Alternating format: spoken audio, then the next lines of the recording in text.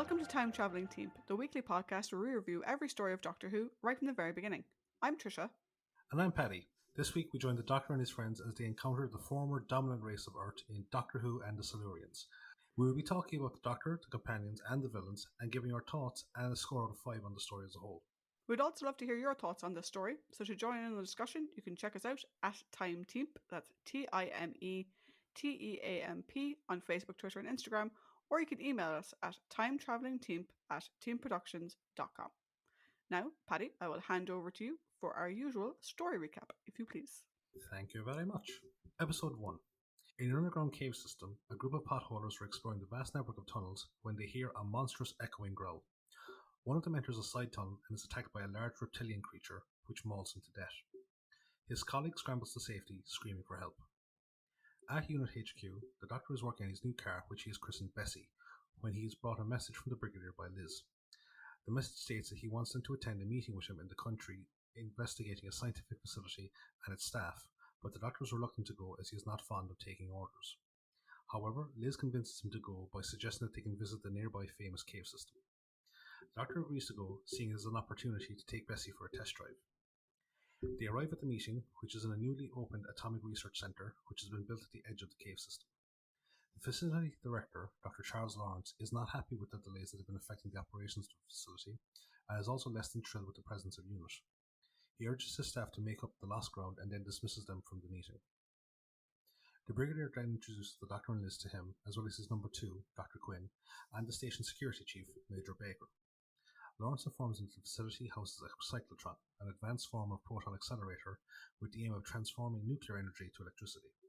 The Doctor asks what has been holding up the process, and the Brigadier says that a large number of incidents with staff absences and illnesses, as well as a lot of unexplained power outages, have occurred. He then orders Baker to check all the security measures and double them. He assigns Liz to oversee the facility personnel and the Doctor to check the technical issues. Quinn takes them on a tour of the facility, and Lawrence leaves as well, asking the Brigadier to get things back to normal as soon as possible. After he leaves, Baker asks why Eunice is there, and the Brigadier replies that there is something going on beyond the normal technical faults and staff jitters, and that is why they are there. Baker then shares his theory that someone is deliberately sabotaging the facility. In the centre of the cyclotron, Quinn is showing the Doctor and Liz around. The Doctor realises that if one of the failures happened at a critical point, then the cyclotron could essentially become a giant nuclear bomb. Liz says that they should shut down the facility, but suddenly starts to feel strange. She then asks to be taken to the room with the personnel files, assuring the concerned Doctor that she is alright. Quinn then goes back to his normal tasks while discussing the cave system and his fondness for potholing with the Doctor. However, this passion has been diluted due to a death of one of the staff members recently and an injury of another. The injured man is in the facility infirmary, but the information surrounding his current condition is being kept under wraps. The Doctor then asks about the pattern of power outages, but Quinn says that they seem to be completely random. The Doctor asks for the event log for each of the outages, but he notices that it is incomplete. This surprises Quinn, who summons one of his technicians, Miss Dawson, and she says that the log is usually kept by Spencer, who Quinn reveals is the man in the infirmary, but the Doctor points out that pages have been removed from the logbook. In the file room, Liz is discussing the affected staff with the facility physician, Dr. Meredith, when the Doctor arrives. He asks to speak to Spencer, but Meredith refuses, saying that he is to be transferred to an actual hospital. The Doctor uses his position as a member of UNIT to make Meredith let him see him, and before they go, Meredith warns them to prepare themselves. In the infirmary, Spencer is drawing on the walls of his room. The drawings depict strange reptilian creatures, some of which look humanoid. Meredith says that Spencer is prone to mood swings since he is awakened from his coma, even going so far as to try and strangle Meredith when he woke up. The Doctor then tries to communicate with Spencer, but the crazed man tries to strangle him. The Doctor tells Liz and Meredith to stay back as he tries to calm Spencer down. Spencer goes back to his drawings, and the Doctor says that whatever scared him seems to have mentally reverted him back to a primitive caveman. Back in the cyclotron, Quinn is doing a systems check when there seems to be a faulty reading. He tells one of the technicians to check one of the pieces of equipment, and after he leaves, Dawson comes over and covertly talks to him about the UNIT presence in the facility. She tells him that he must talk to them and tell them to stop what they're doing whilst the investigation is underway. However, he says that they aren't listening to him and he can't tell any of the UNIT personnel as he fears he wouldn't be believed. She says it's too risky to keep quiet, but he says the benefits of the knowledge that they might gain far outweigh the risks. They then run a test on the cyclotron, but one of the technicians initially doesn't respond to his tasks, seemingly having fallen into a daze. In the meeting room, which is now acting as the Brigadier's office, Baker presents his security reports to the Brigadier and then asks about the doctor, saying that he hasn't been able to verify him. The Brigadier tells him not to worry about it, and Baker then leaves when the doctor arrives. The doctor tells him about the drawings and the missing log entries, saying that they are causing him alarm. However, the Brigadier is skeptical of his concerns, saying that he needs concrete evidence to go on. Suddenly, the power fails and they head towards the cyclotron. In the cyclotron, Lawrence arrives just before the doctor and the Brigadier, and they watch as Quinn guides the staff into the staged shutdown of the reactor. However, the day's technician from earlier refuses to shut down his section and attacks Dawson when she tries to do it for him. The doctor and the Brigadier not come out before the doctor takes over the shutdown process. Later on, the doctor goes to speak to Liz, who tells him that all the instances of staff ailments originated in the cyclotron, and she also tells him of her own experience, telling him that she had feelings of fear and oppression. She then shows him the coroner's report on Spencer's colleague, highlighting what appears to be claw marks on his body. Later, the doctor enters the cave system and hears the same roaring Spencer and his colleague did. He makes his way to where the body was found, where he encounters the creature. Episode 2. The doctor recoils as the creature, which resembles a large bipedal lizard, advances on him. Suddenly, a high-pitched beeping fills the air and causes it pain and forces it to flee. The doctor cautiously follows on after it, stopping when he comes across its footprint. In the facility, the Brigadier gives out to Liz about her and the doctor not telling him about going into the caves. Baker enters with the potholing equipment in preparation for a rescue mission, but the doctor suddenly enters the room. In the cyclotron, Lawrence is giving out about the fact that despite all the equipment seemingly working fine, there is still no apparent answer for the power outages despite Quinn's best efforts to solve them. He tells Quinn and Dawson about the doctor's return from the caves, which seems to cause them alarm, but after he leaves, Quinn tells Dawson they need not worry since UNIT didn't send a search team for him. In the Brigadier's office, everyone goes out to the doctor for going off on his own, and the Brigadier seems skeptical of his claims about the creature he saw, since the doctor can't give a good enough description of it. Baker suggests that maybe a group of saboteurs are in the cave system and using a fake creature to deter people from entering the caves. The Brigadier says that he will take an armed squad to search the caves, but tells Liz to stay behind. Liz starts to object, but the doctor says that she should stay for her own safety. The doctor also decries the Brigadier's militaristic approach, which Baker mocks by saying that they will give whatever they discover a sporting chance. In the caves, the doctor brings them to where he saw the footprint, but it is dried into the ground and is now indiscernible. A strange rumbling fills the air, and the Brigadier sends some of his men with Baker to go and try and track down its source. Baker spots someone in the shadows, and when they don't identify themselves, he shoots at them, seemingly wounding them. Suddenly, the creature appears and attacks Baker when he shoots at it. The others race to the sound of the gunfire when they hear the beeping sound. They arrive to find Baker on the ground and no sign of the creature. Baker says he didn't mean to hit the person in the shadows, saying his bullet ricocheted, and he then starts to cry out about bullets not hurting the creature. The Brigadier sends one of his men to investigate the tunnels, and he calls out that he found some pools of blood. The doctor says that he will return to analyse the samples, whilst the Brigadier takes his men in pursuit of the blood trail, and the doctor tells him to be careful. Meanwhile, the thing that Baker hit, which resembles the beings in Spencer's drawings, makes its way above ground and staggers off through the moors.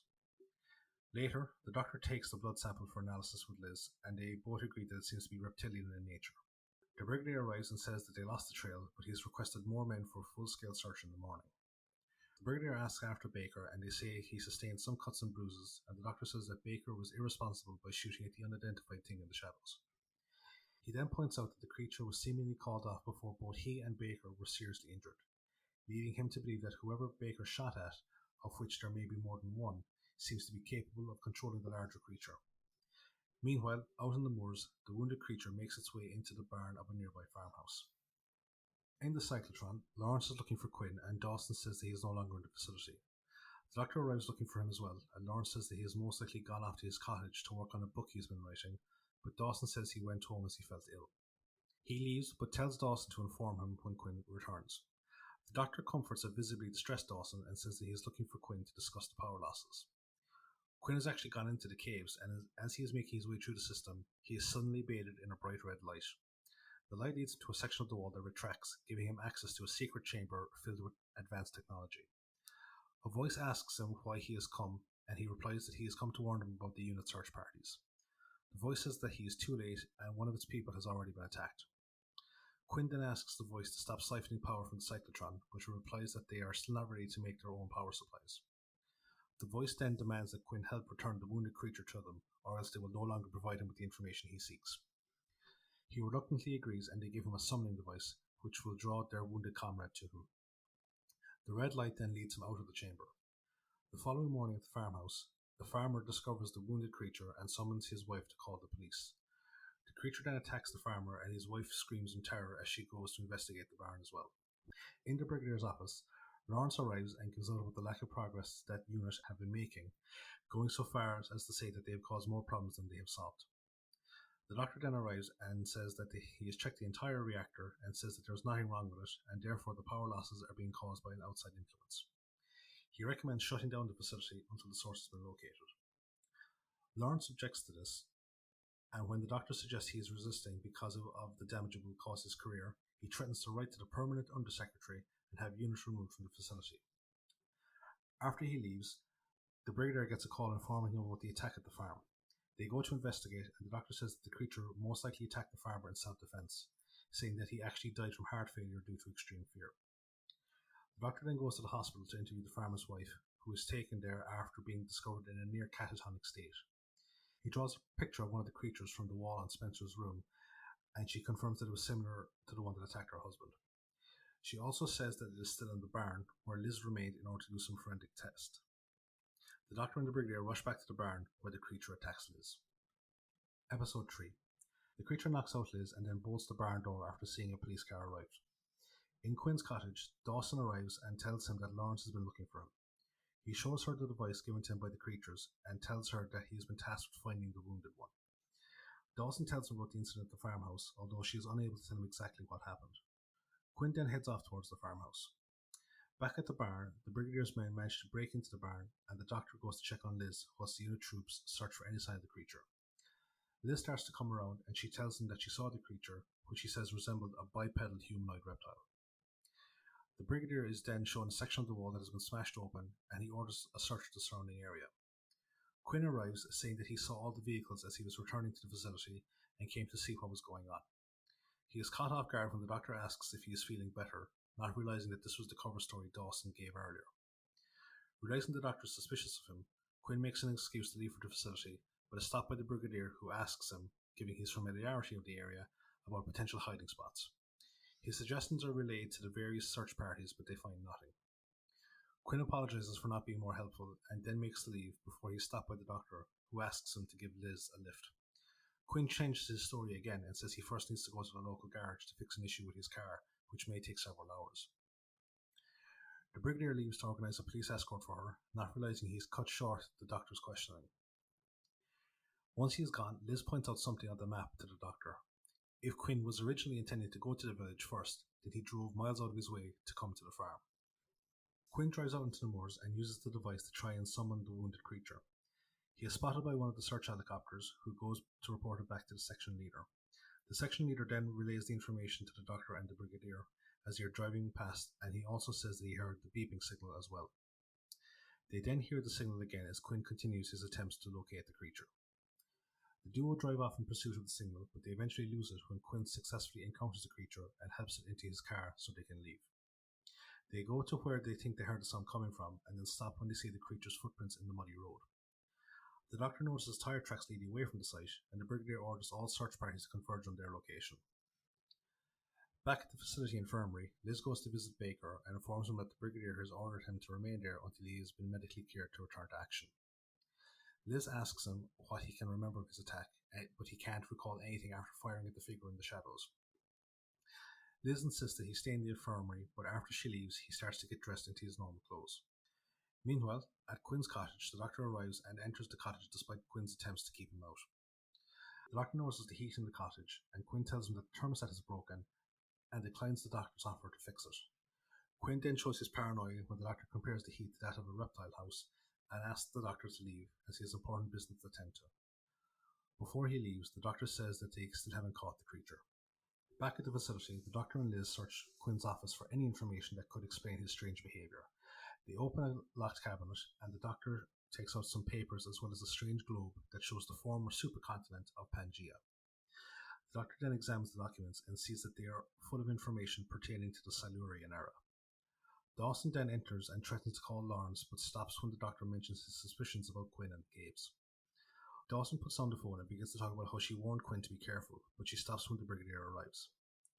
The Brigadier asks what is going on after she leaves, but the Doctor frustratingly tells him it doesn't matter. Dawson then goes to Quinn's cottage to tell him that maybe the Doctor can help him, but Quinn's paranoia has grown to the stage he thinks the Doctor will try and take credit for his discoveries. Dawson is skeptical of his belief that the creature will give them any knowledge, but he says that he intends to use the wounded creature as leverage to get what he wants, otherwise he will let it die. Back at the facility, Baker enters the Brigadier's office during a meeting between him, Lawrence, the Doctor and Liz, and he says that they must move in force against the saboteurs in the caves. The Brigadier has him escorted back to the infirmary, but reveals to a shocked Doctor that he agrees with Baker and has sent more men in for the operation. Lawrence says that he had better be successful, as the permanent Under Secretary will be arriving in the morning, and he may follow through on Lawrence's threat to have units removed from the facility. The two men leave the room arguing, and the Doctor says he will go back to Quinn's cottage to try and convince him to accept his help. The Doctor arrives at the cottage and finds the door unlocked when his rings of the doorbell go unanswered. He searches the house and finds Quinn dead in his living room chair.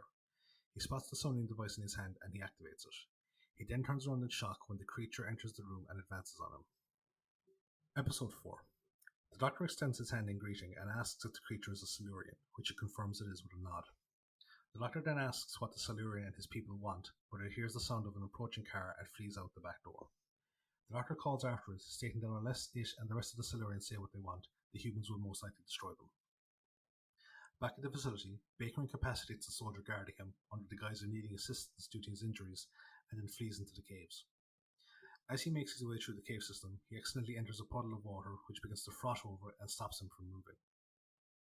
Two Silurians then appear and advance at him, and he fires at them, but one of them emits a paralysis ray from its third eye in its forehead, causing Baker to fall unconscious. The soldier reports Baker's escape to the Brigadier, who berates him for being so easily tricked and dismisses him.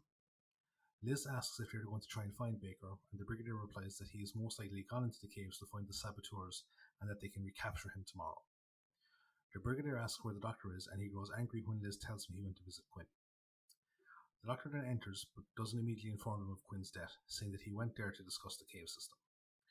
The Brigadier, growing frustrated with the Doctor's eccentric ways, asks him if he has any further suggestions on dealing with the power outages, and the Doctor again suggests shutting down the facility and organising a proper scientific study of the caves as opposed to a military incursion.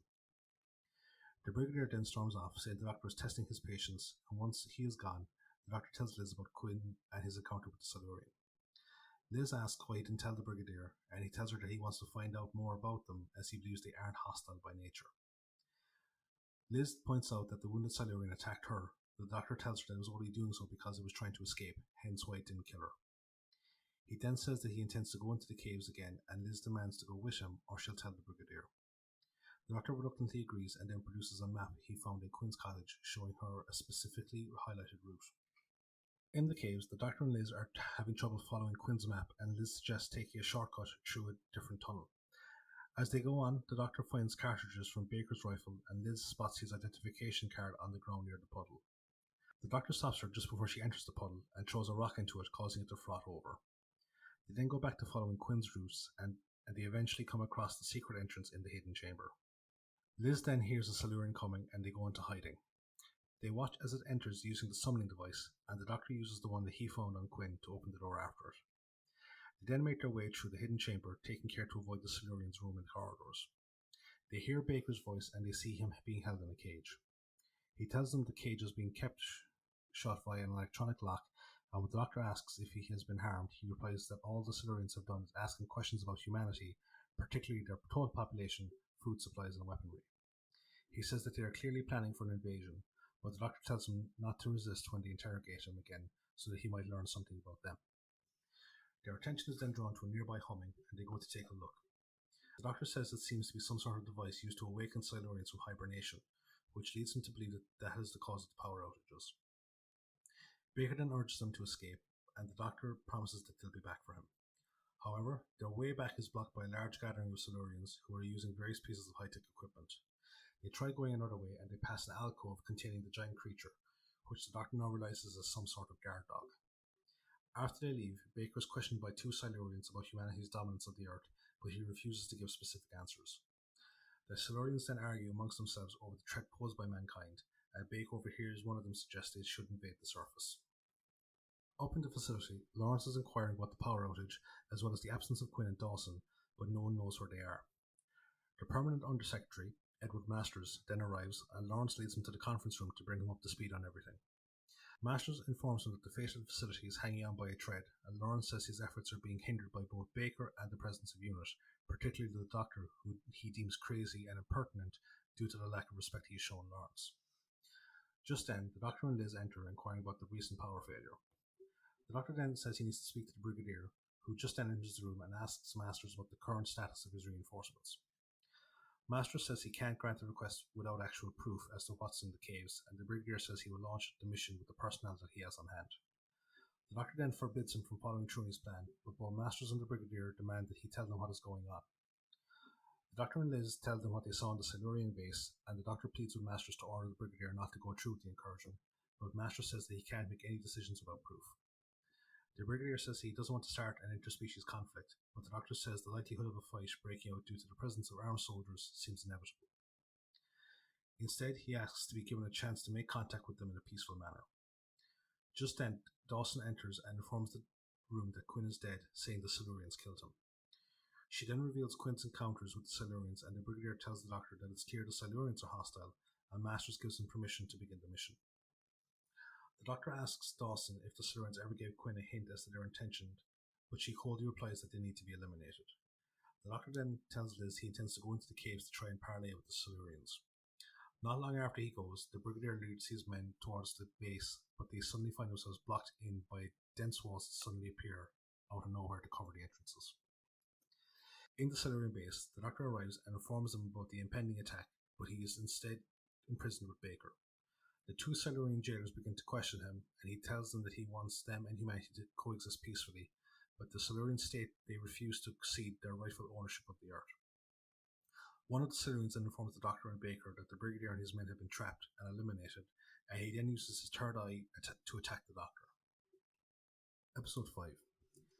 The other Silurian intervenes in his colleague's attack on the Doctor, stating that he could still prove useful to them. The attacker, who seems to be much younger than the other one, states that they have no need for humans, which is why they trapped the Brigadier and his men in the cave so that they could die.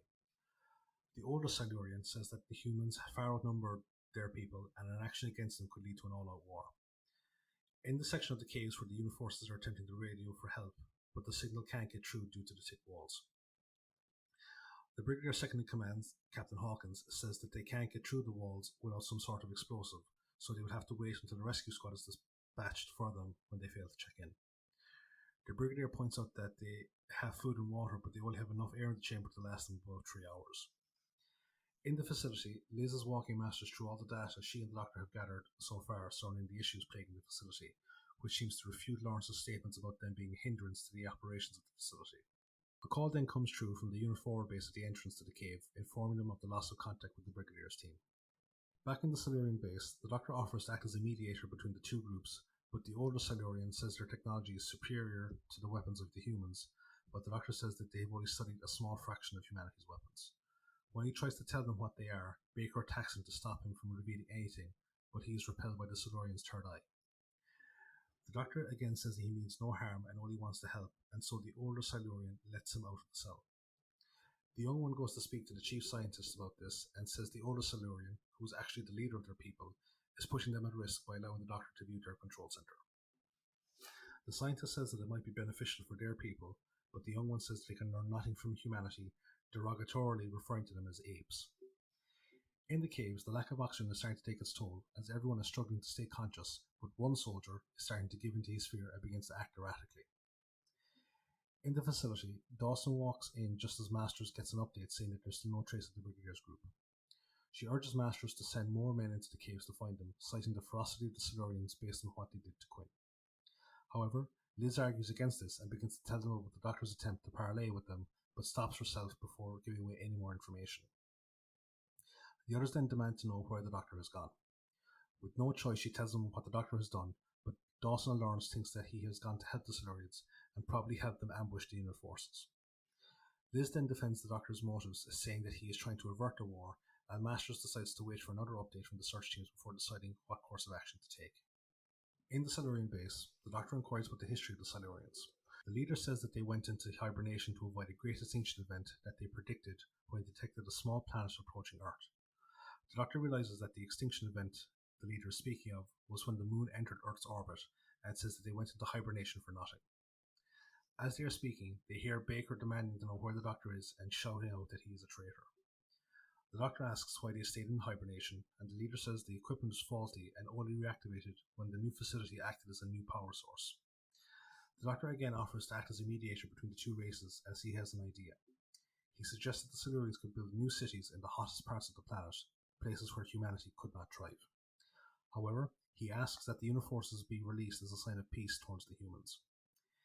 In the cave, the erratic soldier starts to come to the same mania as Spencer. Before the Brigadier can decide what to do with him, the walls recede, allowing them to go free. The Doctor thanks the leader for his compassion and offers him a hand in friendship.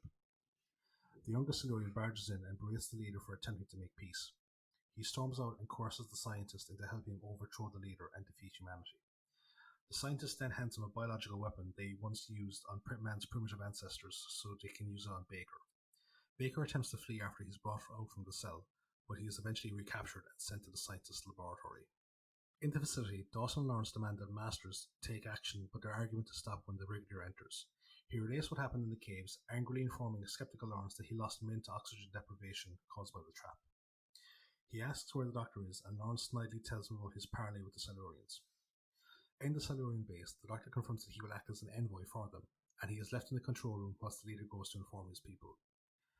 The leader finds his young rival in the cells and demands to know why Baker was taken away. He then threatens to destroy the younger Silurian when he reveals what he did and his questioning of his capabilities to lead them. He returns back to the Doctor and informs him that Baker has been infected with the biological weapon. He says that there is no cure, but he gives him a sample of the weapon so that he can produce an antidote himself. In the caves, an unconscious Baker is set down by a pair of Silurians and is awakened by the scientist, who watches as Baker makes his way back to the surface. Baker arrives at the facility and informs the Brigadier, Liz and Masters of what happened in the cave, albeit a skewed version of events due to his suspicion of the Doctor. He demands that they blow up all the entrances to the caves, but suddenly the Doctor appears and tells everyone to move away from him. Baker tries to arrest him, but the Doctor points out the lesions starting to appear on his skin. Back in the Silurian base, the young one demands to know why the leader gave the Doctor the sample. He then kills the leader, saying that he is no longer fit to be in charge. Back in the facility, the Doctor demands that Masters lock down the entire complex and place it under quarantine, which Lawrence objects to. Liz then enters and says that Dr. Meredith has taken Baker to the local hospital, and the Doctor says they need to go after them to prevent Baker spreading the disease. After they leave, Masters informs Lawrence that he intends to have the facility shut down permanently, which greatly disturbs him. As he leaves, Lawrence notices that Masters appears to be dizzy. At the entrance to the hospital, the Doctor spots Baker's body in the road, and he confirms for the Brigadier that he is dead, the first of potentially many. Episode 6. A doctor and nurse come out to bring Baker back inside, but the Doctor informs him that he is dead, and the Brigadier orders them back into the hospital at gunpoint. The Doctor says he will return to the facility to start working on an antidote, and suggests to the Brigadier to place the hospital under quarantine. He has Liz start a series of prophylactic injections on the staff to try and stem the spread of the virus, and she insists that he get one as well, stating that his own physiology might not make him immune to the virus. She asks if he has been able to identify the bacterium, but he says that he is waiting on a piece of equipment which the newly arrived Brigadier assures will arrive soon. He tells them that the hospital has been quarantined, with an inoculated garrison of unit troops assigned to it, as well as a medical team to help Meredith. They discuss the list of those infected so far, which is made up of Dawson, the doctor, and the nurse from the hospital, as well as the ambulance driver that took Baker. Liz says that the only people that have yet to be inoculated are Lawrence and Masters, but she has not been able to find them. After she goes to find them, the doctor tells the Brigadier that while they may be able to contain the virus, they will still need to find a cure for it. The Brigadier asks, based on the exposure to Baker, if they have been infected as well, but the doctor says he is unsure. Liz then comes back and says that Masters has taken the train back to London. The Brigadier says they need to alert the authorities in the area to intercept him, and orders Liz to accompany him, but she refuses, stating that, as a scientist, it is not her job to man the phones. They argue, but the doctor asks her to help the Brigadier, as Masters has the potential to infect the entire country. At the station in London, Masters is feeling the effects of the virus, growing steadily paler and weak. He gets into a taxi to go to the Ministry of Science, and leaves just before the police car arrives at the station. Back at the facility, the doctor is overseeing the installation of the microscope he requested when the Brigadier joins him. The Brigadier asks his opinion on the Silurians' next move, and the doctor says that they will most likely wait for the virus to run its course before making a move. The Brigadier says that he has men stationed at every exit from the caves in preparation for an invasion, but the doctor says that a fight must be avoided at all costs to avoid the devastation of both groups. The Brigadier is skeptical of this, stating that the one that freed the doctor might be one of a few who share his thoughts. In the Silurian base, the young one is solidifying his new control over the rest of the Silurians and asks for an update on the virus. The scientist says the doctor is currently working on a cure, but the young one derides this notion, stating that the virus is beyond the comprehension of the apes. Up in the Brigadier's office, Lawrence enters to find Liz waiting by the phones for an update. Lawrence mocks the whole situation and refuses to take the inoculation, stating that there is no virus and that Baker was most likely sick before he died. He leaves just as the Brigadier enters, who answers a phone call informing them that the police missed Masters. He tells Liz that finding Masters in London would be like finding a needle in a haystack. At the train station, the ticket inspector that Masters brushed against as he was leaving begins to show signs of the infection. In the caves, a unit sentry is ambushed by a Silurian who kills him as he is sending a distress call. A squad of soldiers arrive to investigate what happened, and they are also ambushed by the Silurian, but they manage to fend it off after it kills one of them. At the base, the young one and the scientist are observing this through a monitor, and they are concerned at the fact the virus has not affected the soldiers. The young one says that they will need to capture the doctor, as he seems to be the only one that can stop the virus. Up in the facility, the doctor oversees the arrival of a large cache of drugs to try and use against the virus.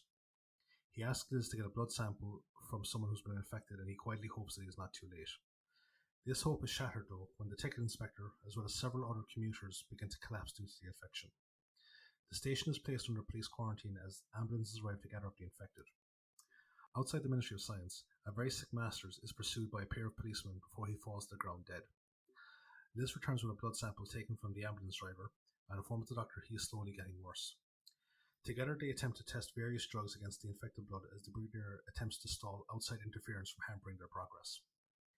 The testing process is not going well, however, and the doctor says he is beginning to lose hope, but Liz suggests another combination that could work.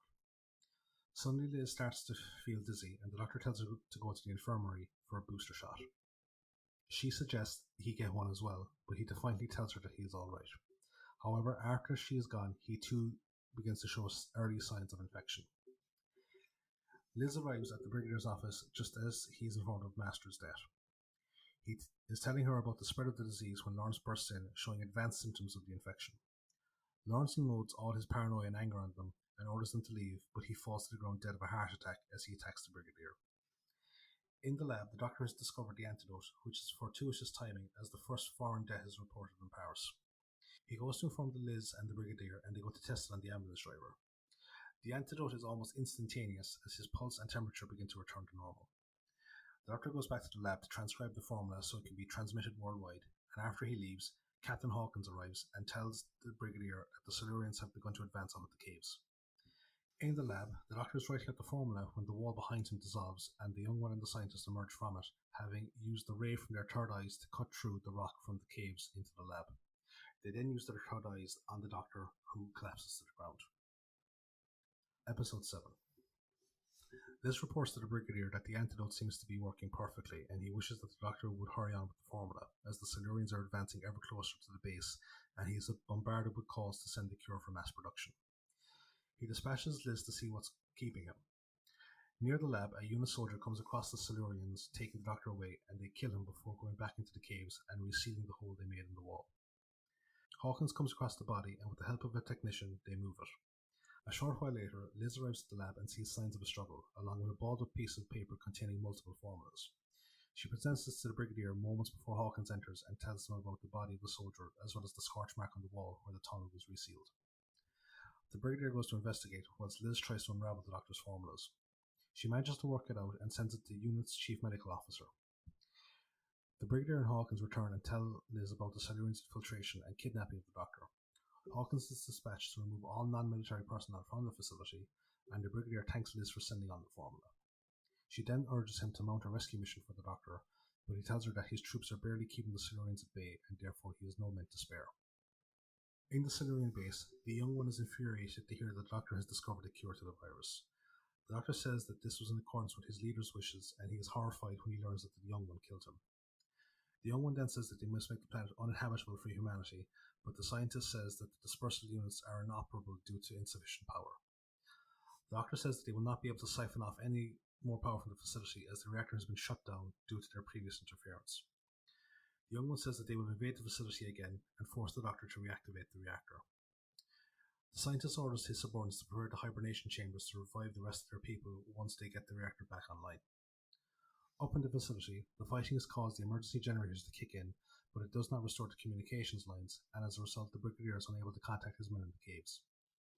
Liz says that the Silurians could infiltrate the facility again at any moment, and so she and the Brigadier go to leave and try and request reinforcements through an outside phone line.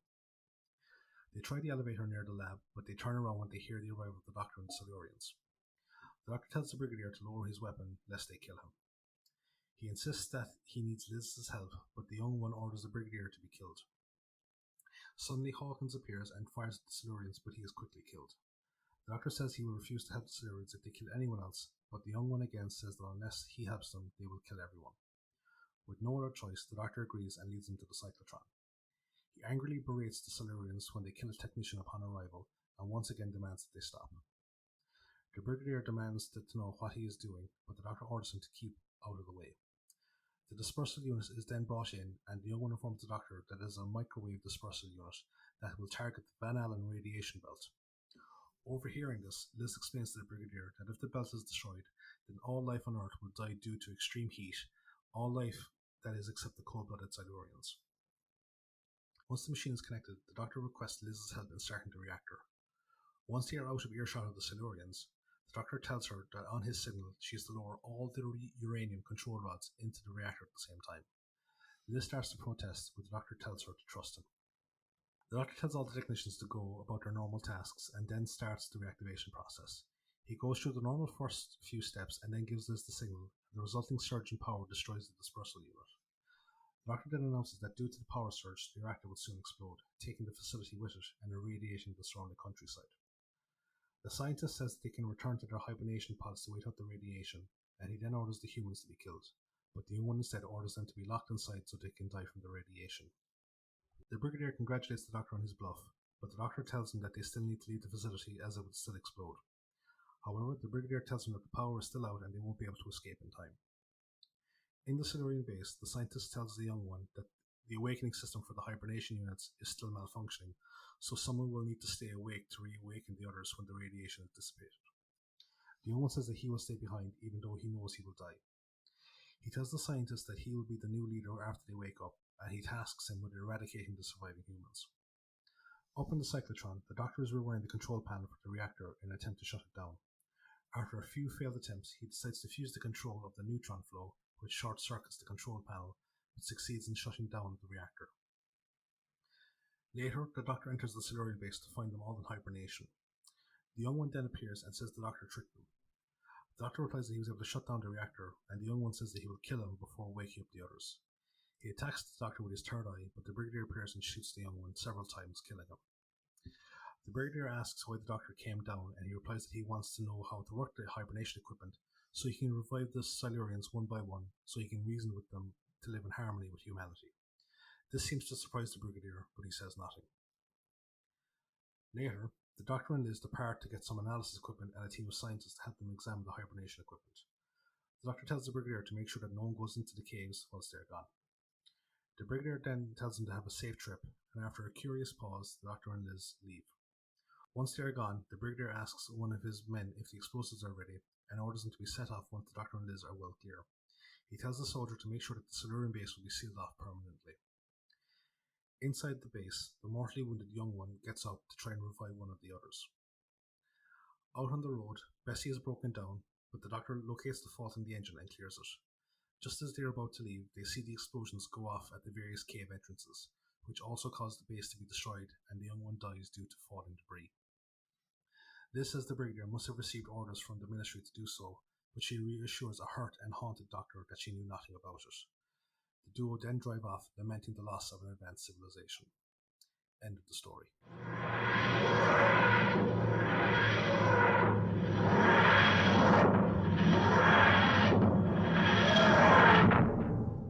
So, after that story recap, I think we shall join the Doctor in drowning our sorrows at a quick trip to the trivia spot. So, what have you got, Trish?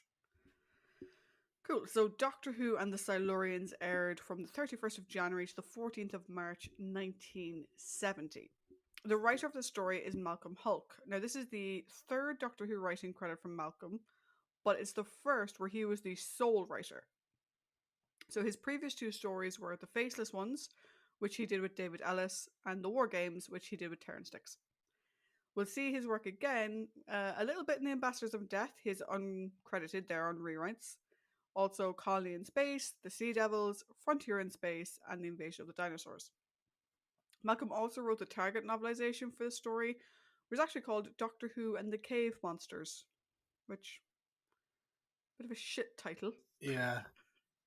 But then again, like sometimes those Doctor Who Target books was like, Doctor Who and the Zarbi, which is like the Web Planet. Yeah, that's true. And yeah, I personally think the Web Planet is a much cooler title. Yeah. The director for the story is Timothy Combe. This is Timothy's first full story that he directed. He also did one of the Dalek fight sequences in Evil of the Daleks. Ooh. And we'll see his work again in The Mind of Evil. Now, this... Go on, sorry. I was just going to say that, because, we've talked about fight choreography in previous stories. Actually, another 7-parter we talked about was Wallace Hussein's fight choreography in Marco Polo. And it's it's both sad but good to hear that Evil of the Daleks is now getting an animated release. So we might actually get to see at least some of this choreography in some sort of moving media. Yeah. So this story introduces our new producer, Mr. Barry Letts. Barry would go on to be the producer for the remainder of John's stories and the first of Tom's. So if you imagine he missed the first of John's, he's essentially going to be producer for the entire run of John Pertwee, which is the longest run we would have had to date. None of the rest of them would have gone for that long. No. And in terms of after this, there's going to be people down the line who possibly did it for longer. Jonathan Turner being the one that comes to mind. Yeah. But in terms of the producers that we've seen up to now in our rewatch, Barry is going to be the longest running. Yeah, like at least with John after Spearhead, I think he's got 23 stories thereabouts. Something like that. Yeah. It's a lot. I mean, he has this season with Liz. He has 3 seasons with Joe. Yeah. And a season with Sarah Jane. Yeah. So we've got 5 seasons. And Barry is producing effectively all of them. He's also contributed in writing and directing credits for Doctor Who. So his writing credits are all uncredited.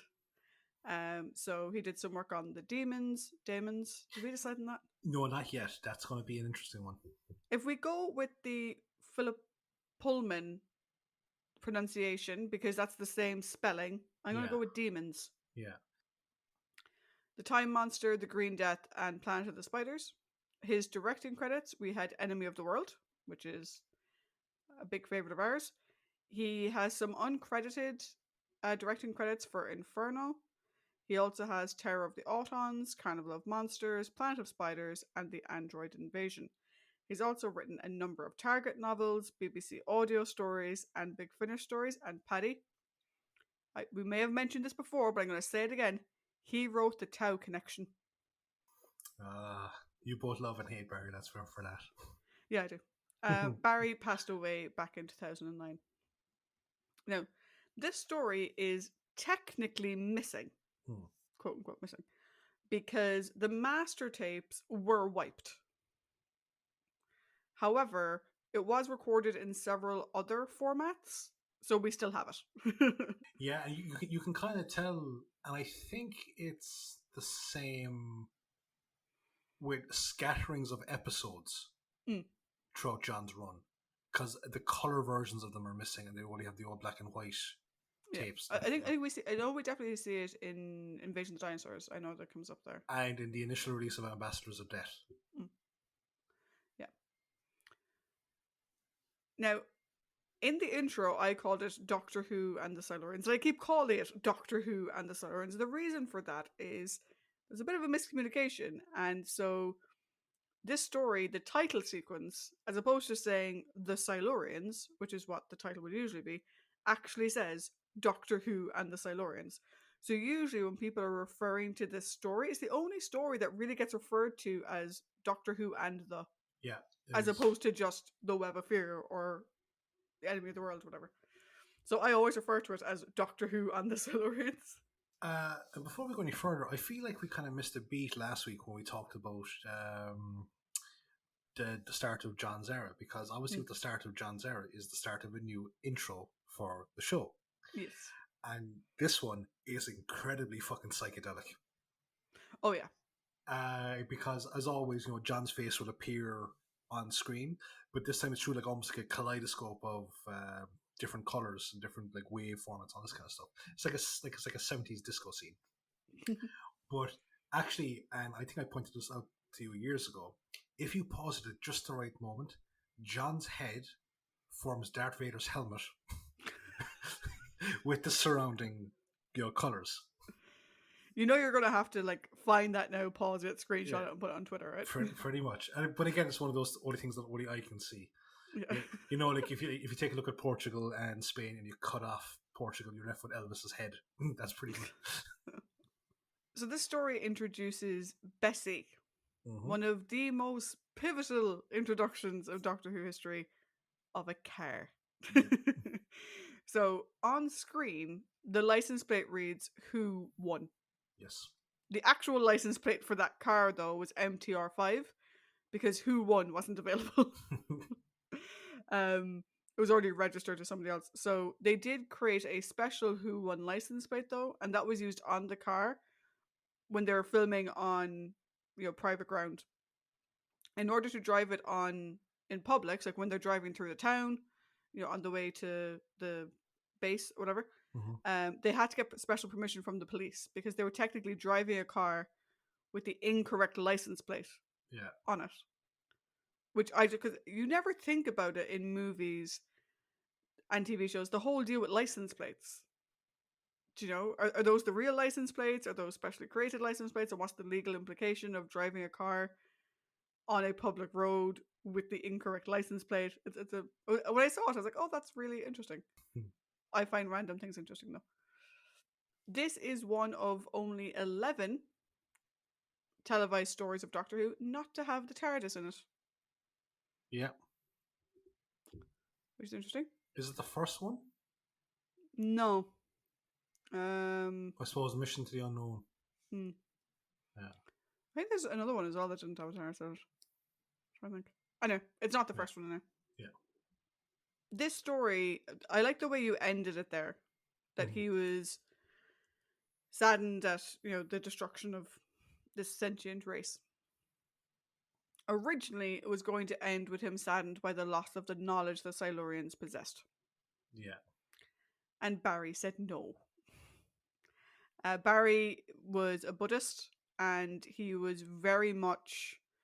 You can see a lot of Barry in a lot of John's stories. Yeah. A lot of the Third Doctor's opinions on things is very much fed by Barry and what Barry felt was important and stuff. So his first act of as producer was to change it to him being disgusted at their murder. That was his thing. Like, it wasn't about the knowledge; it was about the people. Yeah, and I think when we get into the overall discussion, I think that changes if it had been that way originally, that changes the ending a whole lot. Oh yeah, and I think it changes how we connect with it and resonate with it and everything. Yeah. And like that, Barry has a lot of the stories in John's era, and we're going to see this as we go through. They have little hints of things that you can tell were really important to Barry. Yeah. And he doesn't deny it, like on DVD commentary. And it culminates in Planet of the Spiders, where it's just like, yeah, it's right fucking in front of you. Yeah, and it's also like, it explains like the Tau connection, which has a sort of Buddhist leaning or whatever. Yeah. Barry's in this, and so is Terrence Dix. Yeah. And so is Trevor Ray, another member of the production team.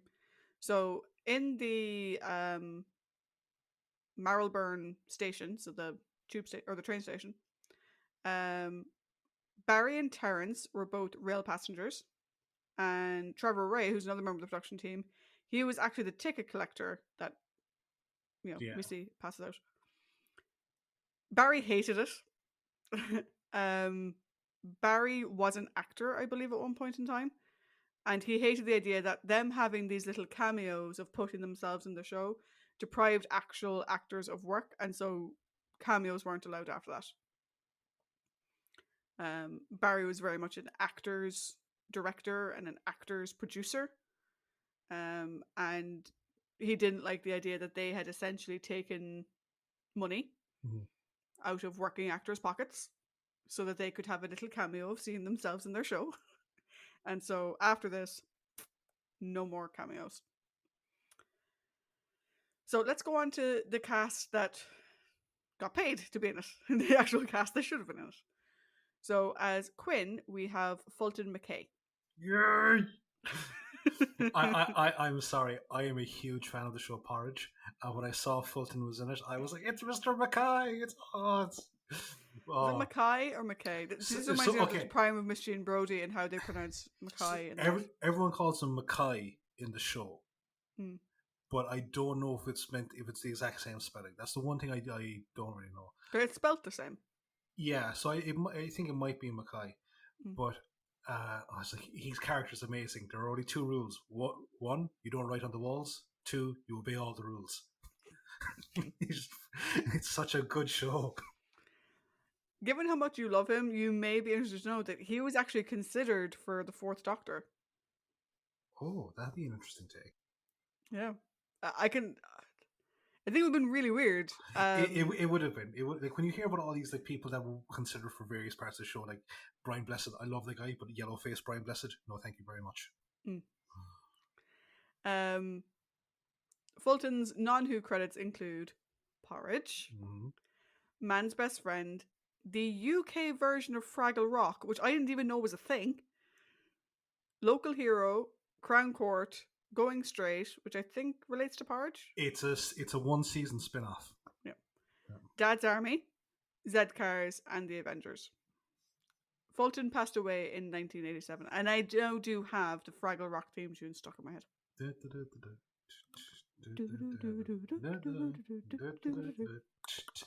Now Doctor Who. Anyway, Dawson is played by Thomasine Heiner. This is her only Doctor Who adding credit? No, Trish, that makes no sense. This is her only Doctor Who acting credit. Her non-Who credits include French Kiss, Selling Hitler, and Affairs of the Heart. Thomasine passed away in 2002. As Lawrence, we have Peter Miles, who is just such a unique actor that like you see him and you're like, ugh. This is the first of 3 on-screen Doctor Who acting credits for Peter.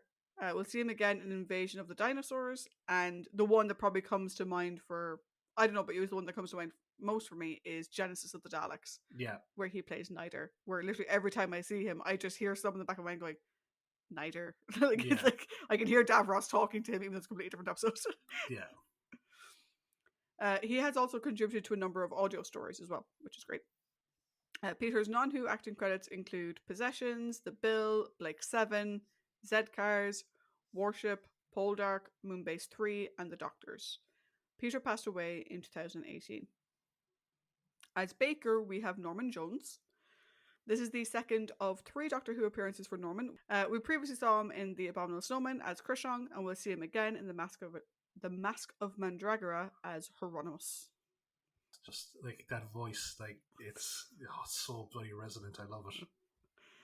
Masters is played by Jeffrey Palmer. This is the first of 3 Doctor Who acting appearances for Jeffrey. We'll see him again in The Mutants and then in Voyage of the Damned.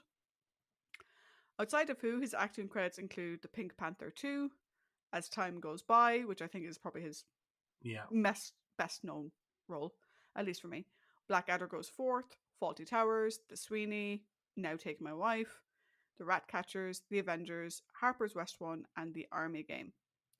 For years, I was convinced that he and Judi Dench were actually married because of and like see they've appeared in a couple of other things together. I think they were in a James Bond movie together. So I was just convinced that they were like actually married. Jeffrey passed away in 2020. The lead Silurian is played by Dave Carter. This is the first of 7 credited Doctor Who appearances for Dave. We'll see him again in Inferno, Terror of the Autons, The Mind of Evil, The Time Monster, Invasion of the Dinosaurs, and The Android Invasion. His non-Who credits include The Bill, Auf Wiedersehen Pet, Wurzel Gummidge, Enemy at the Door, Poldark, The Girl from Starship Venus, Dixon of Dock Green, Softly Softly, and Adam Adamant Lives. The young Silurian, or the young one, as you just kept referring to him. Yeah. I just imagine like you saying that with like you're full on, because usually your accent is a bit mellow, but I imagine you're full on, the young one, like the young one. The young one. Which also makes me think that your man's a girl, but whatever. The young Silurian is played by Nigel Jones. This is the only Doctor Who acting credit for Nigel, and from what I can find, it's his only and from what I can find, it's his only acting credit ever. There's literally nothing else listed for this person. Lastly, as the Silurian scientist, we have Pat Gorman. This is the third of 13 credited Doctor Who appearances for Pat. Now, a lot of these are sort of side characters or background characters or whatever. So he was in The Invasion and the War Games. Those are the 2 we've seen already. We'll see him again in Inferno, Terror of the Autons, Colony in Space, The Sea Devils, Invasion of the Dinosaurs, Planet of the Spiders, Genesis of the Daleks, Mask of Mandragora, The Invisible Enemy, and The Armageddon Factor. He also has a huge number of uncredited appearances in Who, with a total number of appearances of 73. Jesus. Between credited and uncredited roles. So he has 13 credited, so he's about 60 uncredited roles. And in some episodes, because he was obviously doing background characters, he was playing multiple background characters. Outside of Who, his other credits include The Saint, Adam Adamant Lives, Doomwatch, Faulty Towers, I, Claudius, Blake 7, The Bill, The Elephant Man, and he was also in the 1989 Batman film. Pat passed away in 2018. And there's one trivia that I have that I know that you probably didn't pick up on because the character is so inconsequential for the story. But Captain Hawkins, the UN soldier, that's Paul Darrow, who became really famous for playing Avon in Blake 7. Ah, another Blake 7 person. Yeah. Cool. Not just another Blake 7. Like, he's one of like, the really kind of well, yeah, as in just because I've mentioned Blake 7. Yeah, oh yeah, and it's like Blake 7 is like, see, the finale of the show was spoiled for me because I watched one of those top 50 ending finales of all time. I didn't expect to see something that I hadn't seen before or actually was going to enjoy watching, you know. So now I feel like I want to watch it. You feel like you want to watch it? Are you actually going to watch it? Yes, I am going to watch it. I just need to find the fucking time.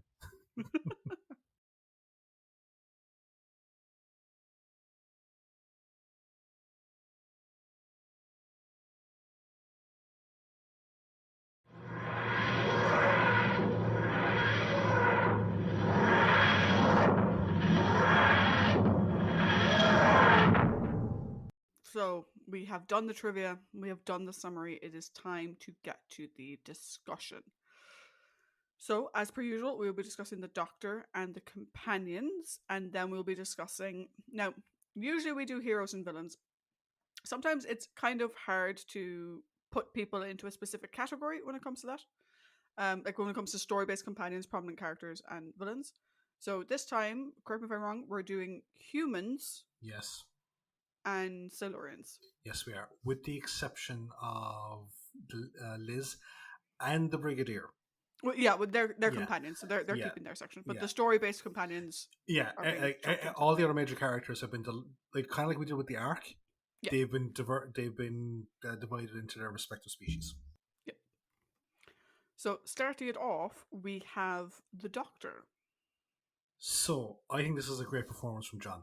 It just hands down, it's fantastic. Like, he's affable, he's powerful, he's sorrowful, he's sneaky. He's like suspicious, like for no other reason. He's like a shifty role player. But there's so many emotions on display here. Like, we get to see him be a scientist. Yeah, like it's great. Like, this and he doesn't have a giant checklist. No, he has Liz with a clipboard. Yeah, that's the fault. No, obviously, the latter half of this story resonates an awful lot with what's going on at the moment. Yeah. Yeah. And that was the one thing. Like I was like, it is an elephant in the room. Like the last part of this is incredibly relevant, like or resonating with what's going on in the world at the moment. The first, but like the overall side of things, though, it also reminded me of the Sensorites. Yeah. And but like that's for the story. But for John here, it's like we get to see him be a scientist like Bill was back in that thing, and like now there was a montage and everything, and it's the brigadier picking up phones and being angry, and like I love a good montage. His interactions with everyone here, he has great chemistry with every single actor he encounters in this story. Yeah. And it's great, and we also get to see how alien he is because of like the way that his views on certain parts of humanity. But we also get to see how human he is because of some of the mistakes that he makes in terms of how he addresses stuff. And the last thing I suppose, the last part I want to say is like his heartbreak at the end is so fucking palpable. It hurts. I've seen the story 3 times, and every time I walk away from that ending very fucking dejected. Yeah, I'd agree with you on that. And like it's kind of like I've talked before about times like when the Doctor is lost, and we talk about Fury from the Deep, or we talk where like, Victoria's left behind, or we talk about the Dalek's master plan, where the Daleks lost but Sarah Kingdom died in a very horrible manner. I wasn't hit as bad as I was hit by this ending. It's just so raw. Yeah. Because it just ends. There's no sort of like happy note, or there's no anything. It's just them driving off. The one thing that kind of does perk me up though, when we're counting that ending, is Bessie has arrived. Bessie has arrived. Thank Christ for Bessie. I think I still have my model of Bessie around the place. But yeah, like this is just a fantastic performance from John, and I'm like it's an immediate contender for best episodes for a rambling. Oh yeah, I mean, it's the second story of his that we've reviewed in this format, but knowing obviously you and I have a little bit of foreknowledge of what's to come with John, I would totally agree with you on that. I think for me, I think this is a fantastic outing by John. I think this story for me has a lot of what I love and a lot about what I hate about the Third Doctor as the Doctor. The bits that I love, again, science Doctor go. I will always have a weakness for the Doctor being a scientist. It's just my thing, right? His relationship with Liz is very, very sweet, but also I have issues with it that I'll get to in a second. But like when the Doctor and the Brig realize that Liz is in the barn and the Silurian is still there, the two of them are like, fuck, and they go off. But when she's coming around and he's just brushing her hair, it's just this sweet, tangible moment. He doesn't have to say anything. Yeah. It's just, he's very gentle with her, and like when he's brushing the hair off her face, and he's just very, very sweet and gentle with her, which I absolutely love. His relationship with the Brig in this story, it starts off interesting. So we said last week that the relationship the Doctor and the Brig had in last week's story was very different from what we've seen in Web of Fear and what we've seen in The Invasion. Yeah. And a lot of that was down to the Brig, and obviously the Brig getting used to this new Doctor. I would say in this story, a lot of it is down to the Doctor. Like, something that occurred to me at the very beginning. The Brig gave you this vintage car. Yeah. As payment for working for his organization, and you don't want to do the work. I was thinking about this, right? And I think that the Brig has the unfortunate what's the what we're looking for, honor of being the representation of what the Doctor is suffering at the moment. He is stranded on Earth, and he has to rely on UNIT or just humanity in general to try and help him, to try and get him back to where he was. And the Brigadier represents that. So I have a feeling that like some of his attitude towards the Brig is that aspect of things. But other parts of his attitude towards the brig are just because of his fundamental beliefs go against some of the Brigadier's Yeah. actions. Which is fine, right? But like, this whole thing of it, the dude got you a car. Yeah.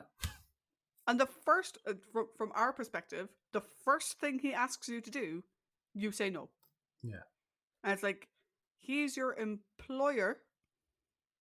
I know that is a new concept for you, but he is your employer. He is giving you room and board. He is, giving you transport or whatever. Yeah. I think the Doctor's relationship with the brig, like, but it continues from there. Like, okay, the Doctor has an issue with the military. Yeah. And he is now attached to a military organization, which is always going to have its trials and tribulations. But like, he then starts hiding things from the Brigadier and getting up on his high horse over how people should behave. And I'm like, you're making things. Stop hiding shit from him, for fuck's sake. Like, it's no wonder he's, catty with you and getting odd with you because you keep hiding things from him. And it's like, he has a job to do. You may not like his job, but it's his job. And as in one part as well, like, he is actually the architect of his own demise, because by not telling them about Quinn. Oh, that will. Yeah, by not telling them about Quinn, he allows Dawson to spin the narrative. My thing about that, right? So that was the other thing. So I think his relationship with the brig in this story is very strained. It's going to be interesting to see next week if that strain carries over. Mm-hmm. I'm not saying that anything he's doing is out of character, which is why I think it's a fantastic performance, but it's this balance of the things he does that I love and the things that he does that I hate. He puts Liz, and he did this last week, he keeps putting her in this horrible position where she has to lie for him. Yeah. And it's like, the brig is also her employer. Like, stop keeping secrets and putting her in a position where she has to lie and where she's holding this secret. You can tell when they're talking about the brig being trapped or going missing, it's eating her alive. Mm-hmm. That the Doctor is gone as well and she doesn't know what's happened to him. I'm like, stop putting her in that position, because you did it to her last week as well.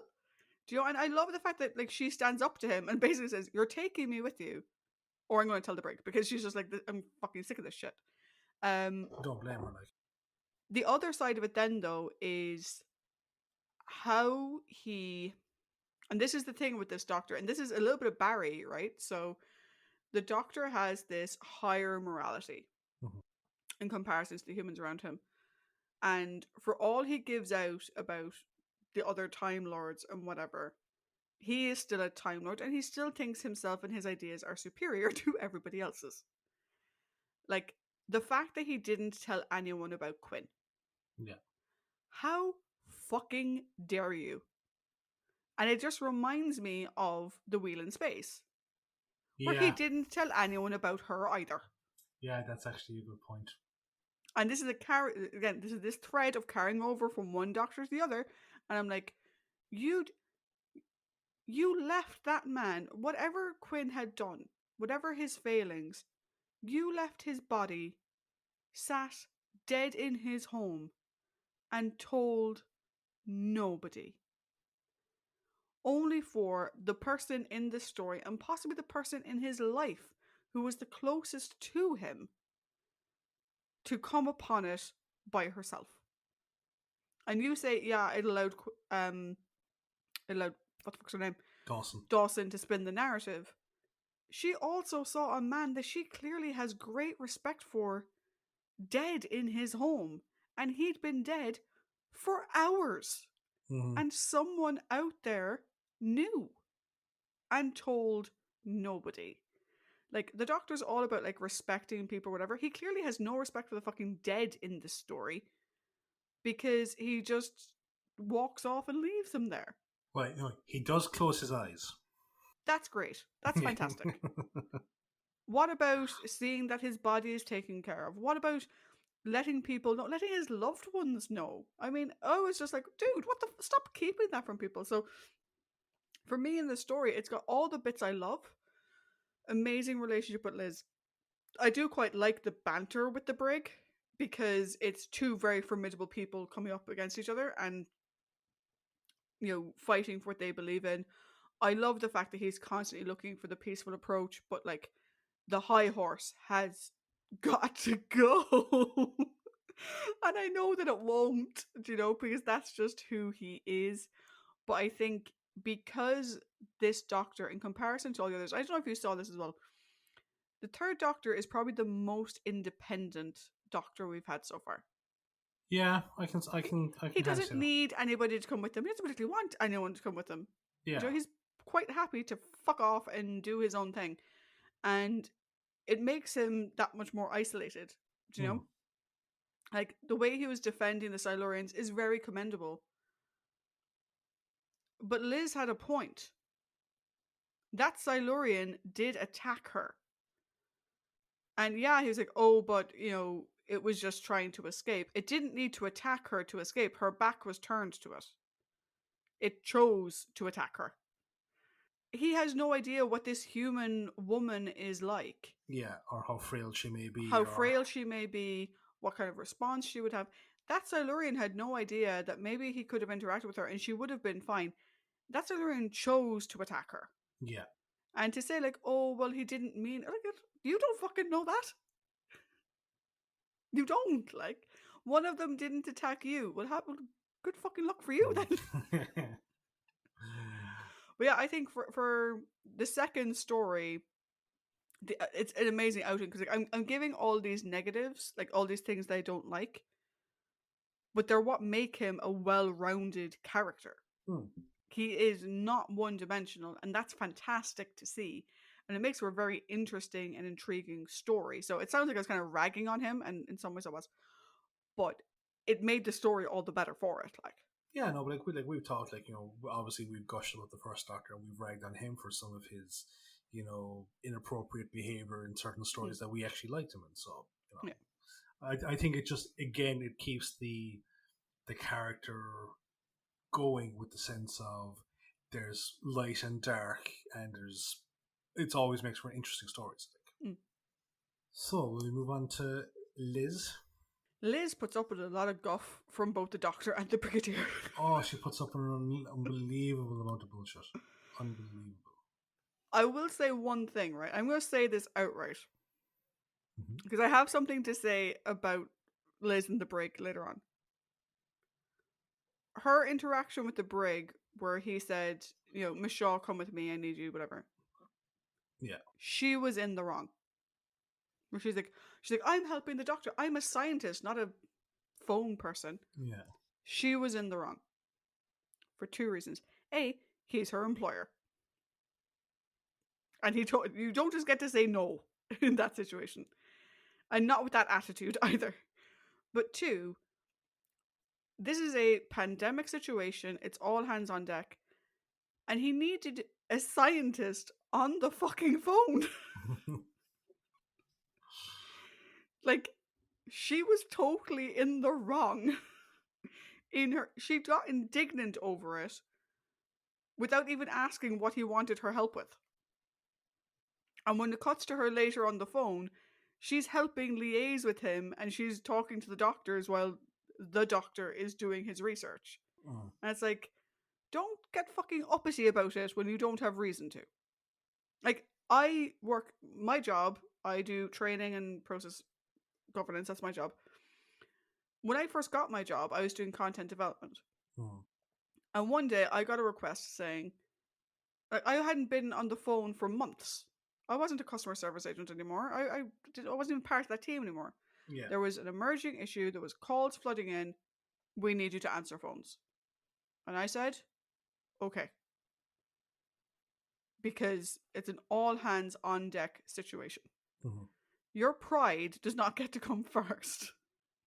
So I do agree with that aspect of things, but it kind of, it's more my point with the Brigadier. But the way he says "you'll do as you're told," that kind of fucking rubs me up the wrong way. That is someone who's used to controlling military, who's now in charge of a civilian, and who doesn't know how to adjust his tone. That is wrong. The way he responded to her is wrong. Yeah. But she was wrong as well. and her initial refusal was wrong. She is a member of unit. She is a member of unit, and unit is a paramilitary organization. She will do as she is fucking told. I understand where the mentality comes from. I understand where her indignancy comes from as well. But it's like, pick your battle, Liz. This wasn't it. This by far was not the battle. Do you know? You're also not a nurse, but you were going around giving people injections. You're also not a fucking HR person, but you were going through HR files. Like, pick your fucking battle. Like, But see, like it's the thing with Liz, right? Is that we get to see her we get to see her do what she is very good at. We get to see her be a scientist. yeah, which I love. Yeah, like which is great. And like, but again, she's still not getting the respect she deserves. Like, she's still being addressed as Miss Shaw. It's like, despite the fact that she's a fucking a doctor. So would you like? I was just like, wait, and a part of me is wondering now that if he had called her doctor, like if he had said, Dr. Shaw, I need you to assist me or whatever like that, would her response have been a bit different? I don't think it would, because Liz, the character, has never made a point of correcting him on how he addresses her. Could this be the straw that brought the camel's back, though? Maybe, but she still doesn't correct him later. Yeah, it's just like, she says, "I'm a scientist." Yeah. She doesn't say, "I'm a doctor." Batman's a scientist, and he fucking does it. Like, I mean, there's lots of stuff I love about Liz in this, though. I mean, I think Liz, actually, the fact that she gets so uptight or odd about uptight's the wrong word, so odd about it. Like, we do get to see just how much of an amazing person and why she's one of my favorite companions. She's an analyst. She's a scientist. She can do fucking everything. Liz Shaw is like one person who, like, every possible companion role you could have. So far, she's ticking all the boxes, like all the way down. She's the Swiss Army companion. Yeah. I love her relationship with the Doctor for the most part. Like I said, there's a couple of moments where you're like, what the fuck? And it seems like her job is to run interference between him and the Brig, which I think is totally unfair. But I can't hate her for standing up for herself. I just think that particular instance was the wrong hill to choose to die on. Do you know? There are plenty of other times when you could have done it. Also, I'm just gonna say it, her potholing outfit with the pigtails is the most fucking adorable thing ever. I know, like, I mean, her skirt is already getting shorter and her boots are already getting higher. Yeah. But, like, the potholing overalls with the little pigtails and the hard hat, that was fucking adorable. Yeah, no, just like, you see, all right, in my job, right, when someone asks me to do something, I'm like, yeah, no, sure, not a bother or whatever, But when someone like kind of when someone barks at me to do something, I'm like, and just like, again, like I know that it might be within my wheelhouse to, it's not outside the realms of possibility for me to do something, But if someone barks at me, I'm like, hang on a fucking second there, no, you don't get to speak to me that way. But like, and that's like, even with my boss, who have a great relationship, like if he turned around and did that to me, I'm like, hang on a fucking second, no, man, like, you don't speak to me that way. Well, there's a difference in terms of, I have worked with you and I've seen you have that reaction, so I could totally say that is how Paddy reacts. Yeah. There's a difference, though, in situation and organizational structure. And yeah, the Brig is, and we'll talk about the Brig in a second, the Brig is at fault in the fact that he treats the Doctor and Liz as if they're soldiers, and they're not. Yeah. However, they are civilian attachments to a military organization. And I don't know much about the military, you'd know more about it than I would.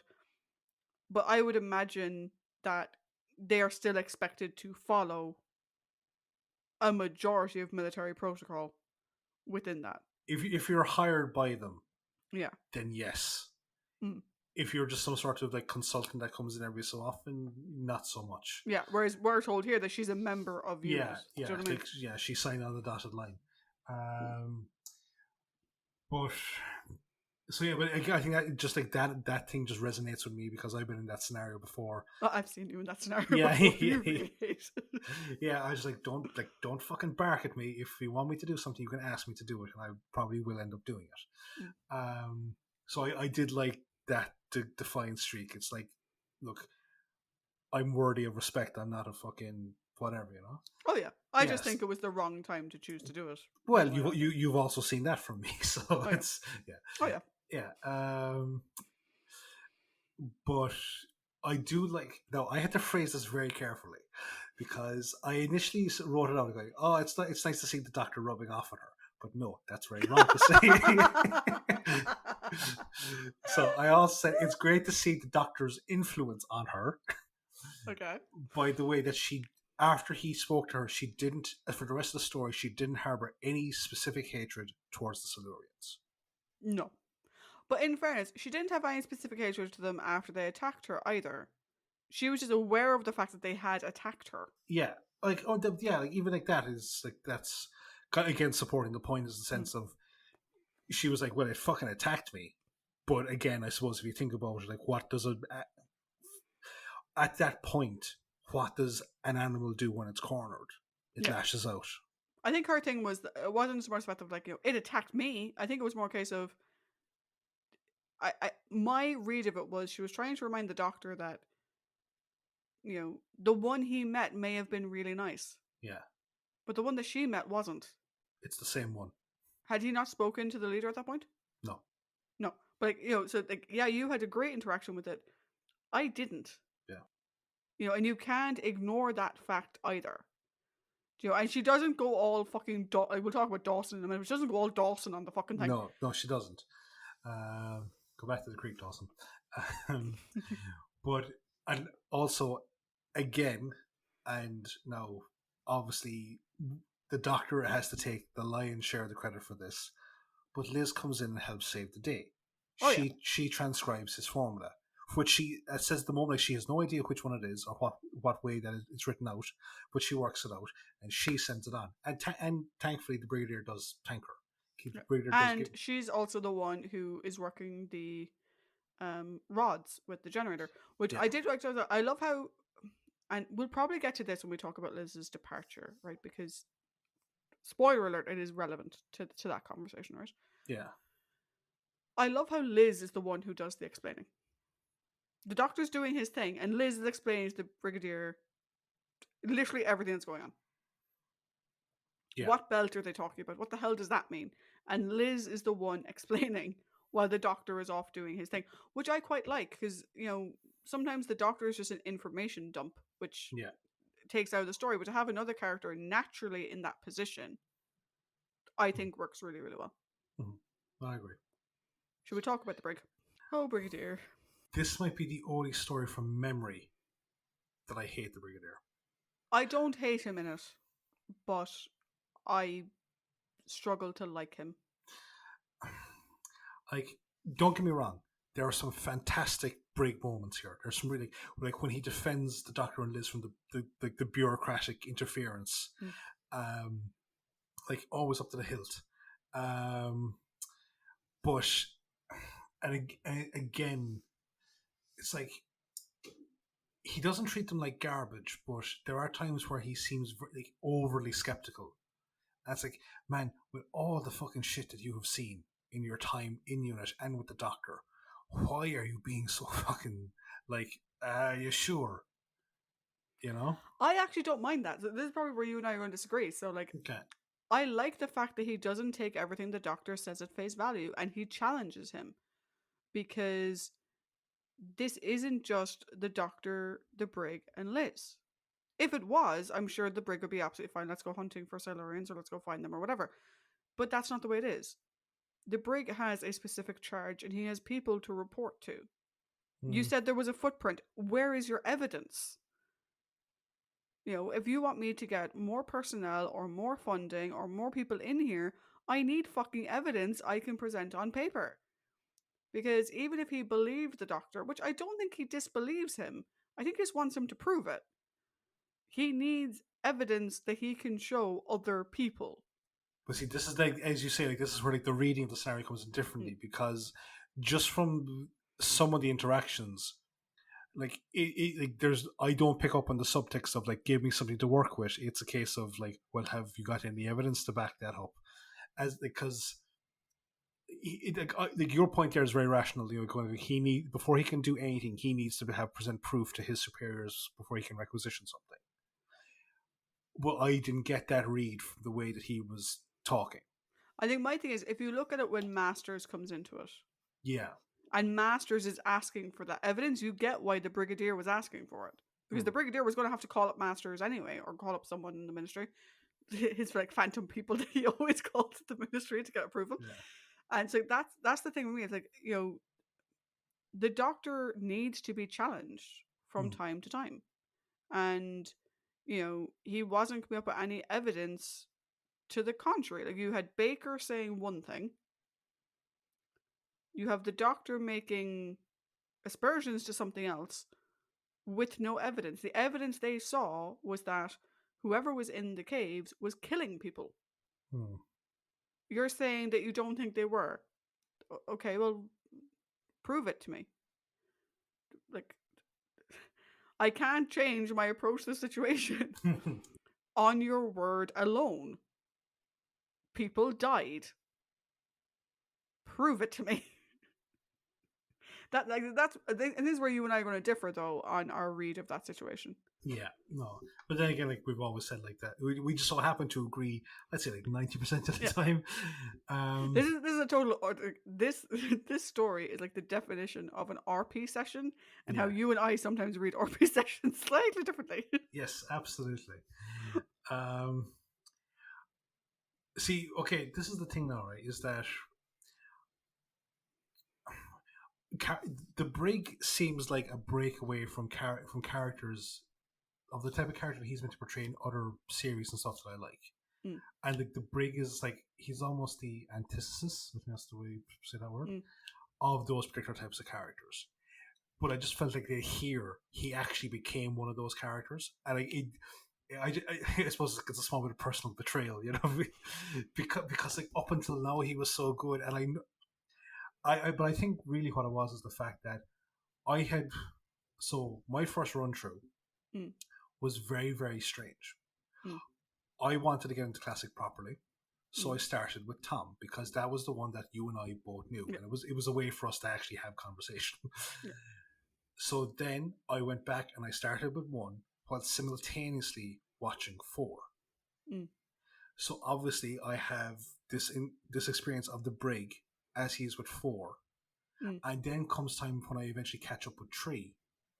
I'm seeing the Brig in his infancy, or even with 2, but like properly in his infancy in terms of being a recurring character on the show. So again, like when you go back and you see like this not so bright moment in an otherwise illustrious career on the show, it's very jarring. Now watching it sequentially, it's not as bad as the first time I remember, because the first time I thought like he was an absolute fucking prick from start to finish. I didn't even address the good points. But here there are good points. There are parts where it's like he is defending his people to the Liz and Doctor. He's defending them against any outside influence that questions them or hampers them. But then when he has and again, as you say, like it's probably the stress of the scenario. But I just always feel like he should know better. My thing of it is, we've compared characters in Doctor Who to characters in MASH a lot. Yeah. Think about Potter. Yeah. Like Colonel Potter. There are times when he goes full fucking military. And you're there going, what the but the situation required it. And for me, that's how I read the Brig. When the situation requires it, he goes full military, do as you're told, we need to get this sorted, whatever. I do love, to your point, I love how, and this is why I like the fact that we're watching them in order and not the way you did it before, because imagine if we recorded this when you first watched it, that would have been weird. He is still a big defender of his people. Like his thing with Liz and the Doctor and defending them against this bureaucracy is, hold the phone, my people are doing their job. And yeah, he'll challenge them to do their job better. He'll challenge them to bring him better results. But they're doing their fucking job. So fuck off and leave them do their job, please. You know, that's his thing. But like we still see him the same Brig in some ways, that or the same Lethbridge Stewart that we saw in Web of Fear, leading from the front. Yeah. Every time he is pistol out, he's the one at the head of the pack. I think his assessment of the cave situation, the way he treated everyone in there, he gave everyone their space. The poor blighter that was fucking losing his mind and writing on the walls, like the brig didn't try to scream at him to come out of it. He's like, no, leave him be. Just leave him be. You know, he's really, really good. And while it was scary, I love how when they were at the hospital and they found Baker, and the doctors run over, and the brigadier draws his weapon, and you're there kind of going, oh, he's going full military, but it's not. It's like he recognizes this hospital has to be quarantined. Yeah. These people can't be allowed to leave, and he immediately gets it. And I like that because, again, going at it from a sort of looking at last week, a little bit this week, and knowing a bit about the future, sometimes the brig can be presented as just the military and kind of like dumb, in comparison to the doctor and whatever. That he's the military, he's not the brains of the operation or whatever. And I like the fact that here we get to see intelligent, measured reactions from him. And like he gets frustrated at things that are understandably frustrating. And I like that. And he does trust the doctor. Like when the doctor is taking the Silurians into the collider thingy at the end. He clearly isn't happy with the situation, but he lets the doctor and Liz do what they want to do. Your point about Colonel Potter is very interesting there, because I always remember one of Potter's last lines from MASH, which is like that, the time he says, I remember the time you pulled down Winchester's drawers in the OR, like I had to come down, but inside I was laughing to beat all hell. And like 99% of the time, that is the brig.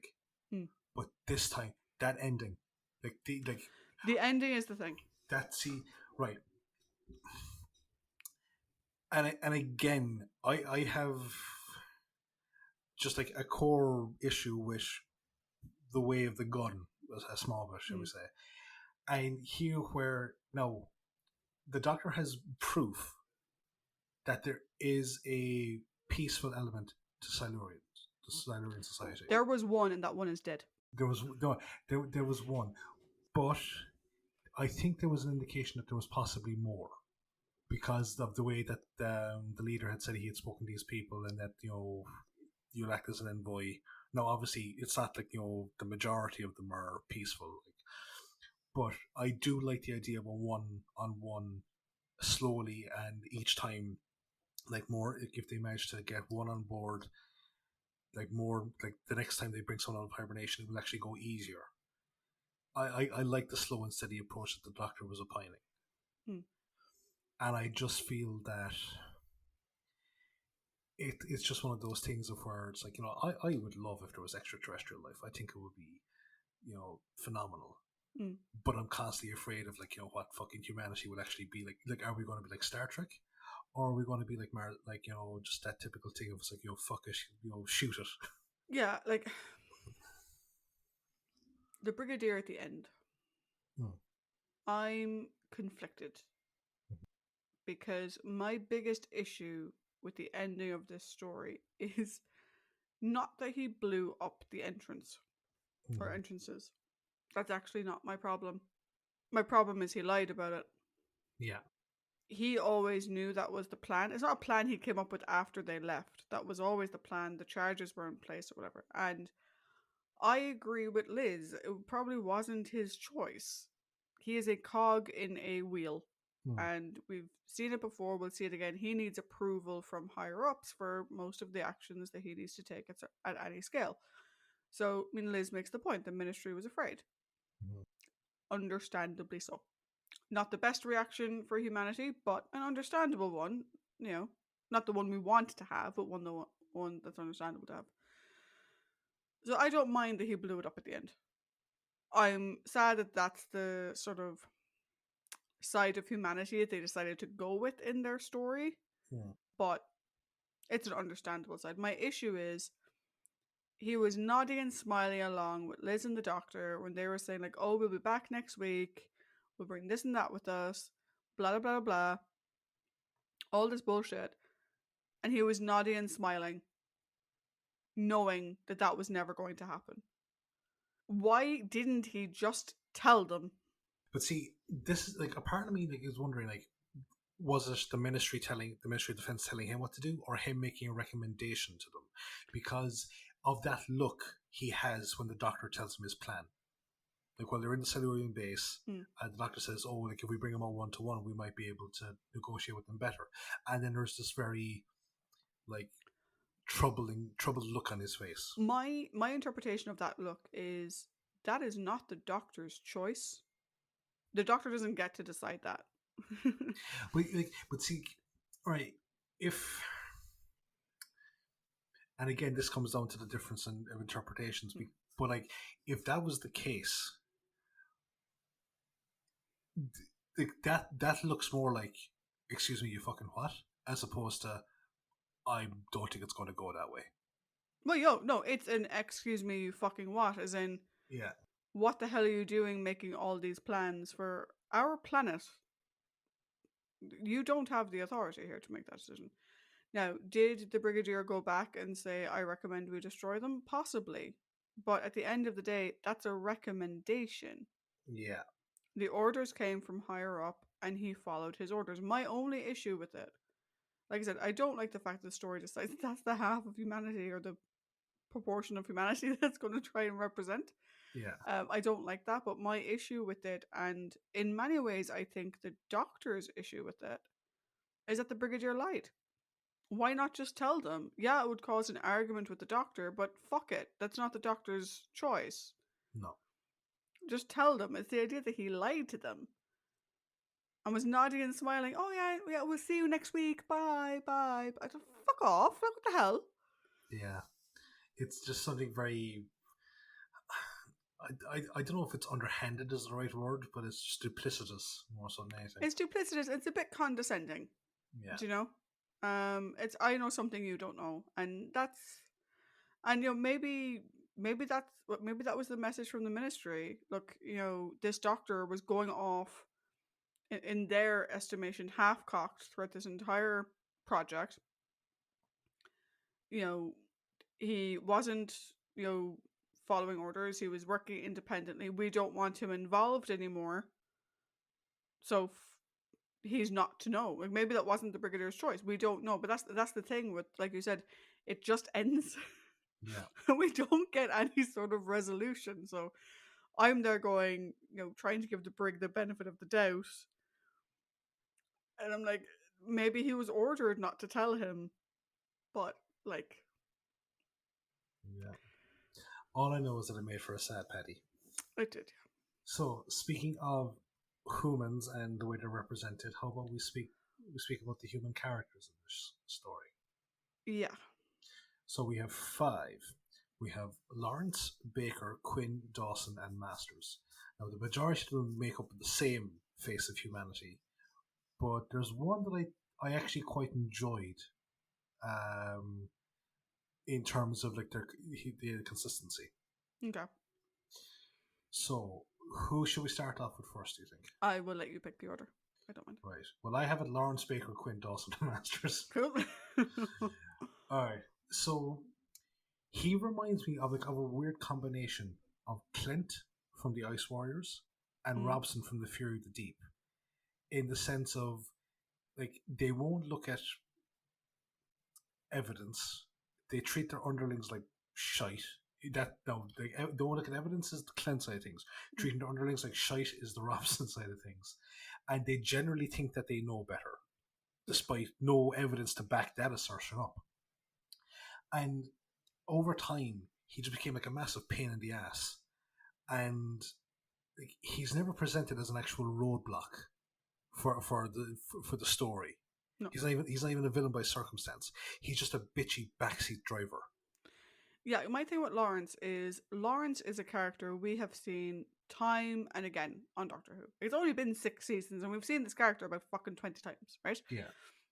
The project must come first. Mm-hmm. Not just the project, my reputation, my career must come first. Fuck people, fuck their safety, you're piling on evidence. I don't. This is nonsense. Everything is nonsense.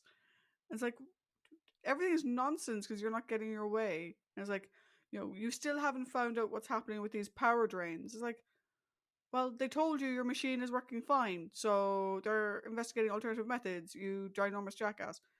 And over time, well, he's not a blocker, like he's not a roadblock in any way, except that he brings in masters. Is the only thing. Um, he becomes more and more fucking delusional as it goes on. Like he goes from being the sort of stereotypical lead scientist figure that we've seen time and again to being just a dickhead for no fucking reason to being a how to be non fuck it, it's our podcast. A classic pandemic denier. Yeah. There's no such thing as what do you mean? There's no such thing. That guy's face is falling off. That doesn't matter. There's no such thing as a pandemic. There's no illness. What are you talking about? Yeah. To being an absolute paranoid lunatic at the end. Yeah. I think, and it's always someone else's fault. It's always someone else's fault. Like, he says he's the lead scientist. He doesn't actually do any science whatsoever. He doesn't follow anything based on the scientific method. I'm like, you're not a scientist anymore, buddy. You're a fucking director. And his biggest thing is, we can't shut it down because the research.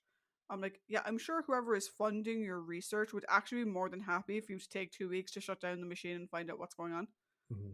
Like, it's always presented in Doctor Who that, like, oh, we can't stop. If we stop the research or whatever, it's like, no one's sponsoring your research wants people fucking dying. Yeah, it's like, they want their stuff to actually be researched by living people as opposed to corpses. Yeah, so I agree that, like, I wouldn't say Lawrence was a villain. Mm-hmm. I don't think he's even a villain with circumstance. He's a pain in the hole.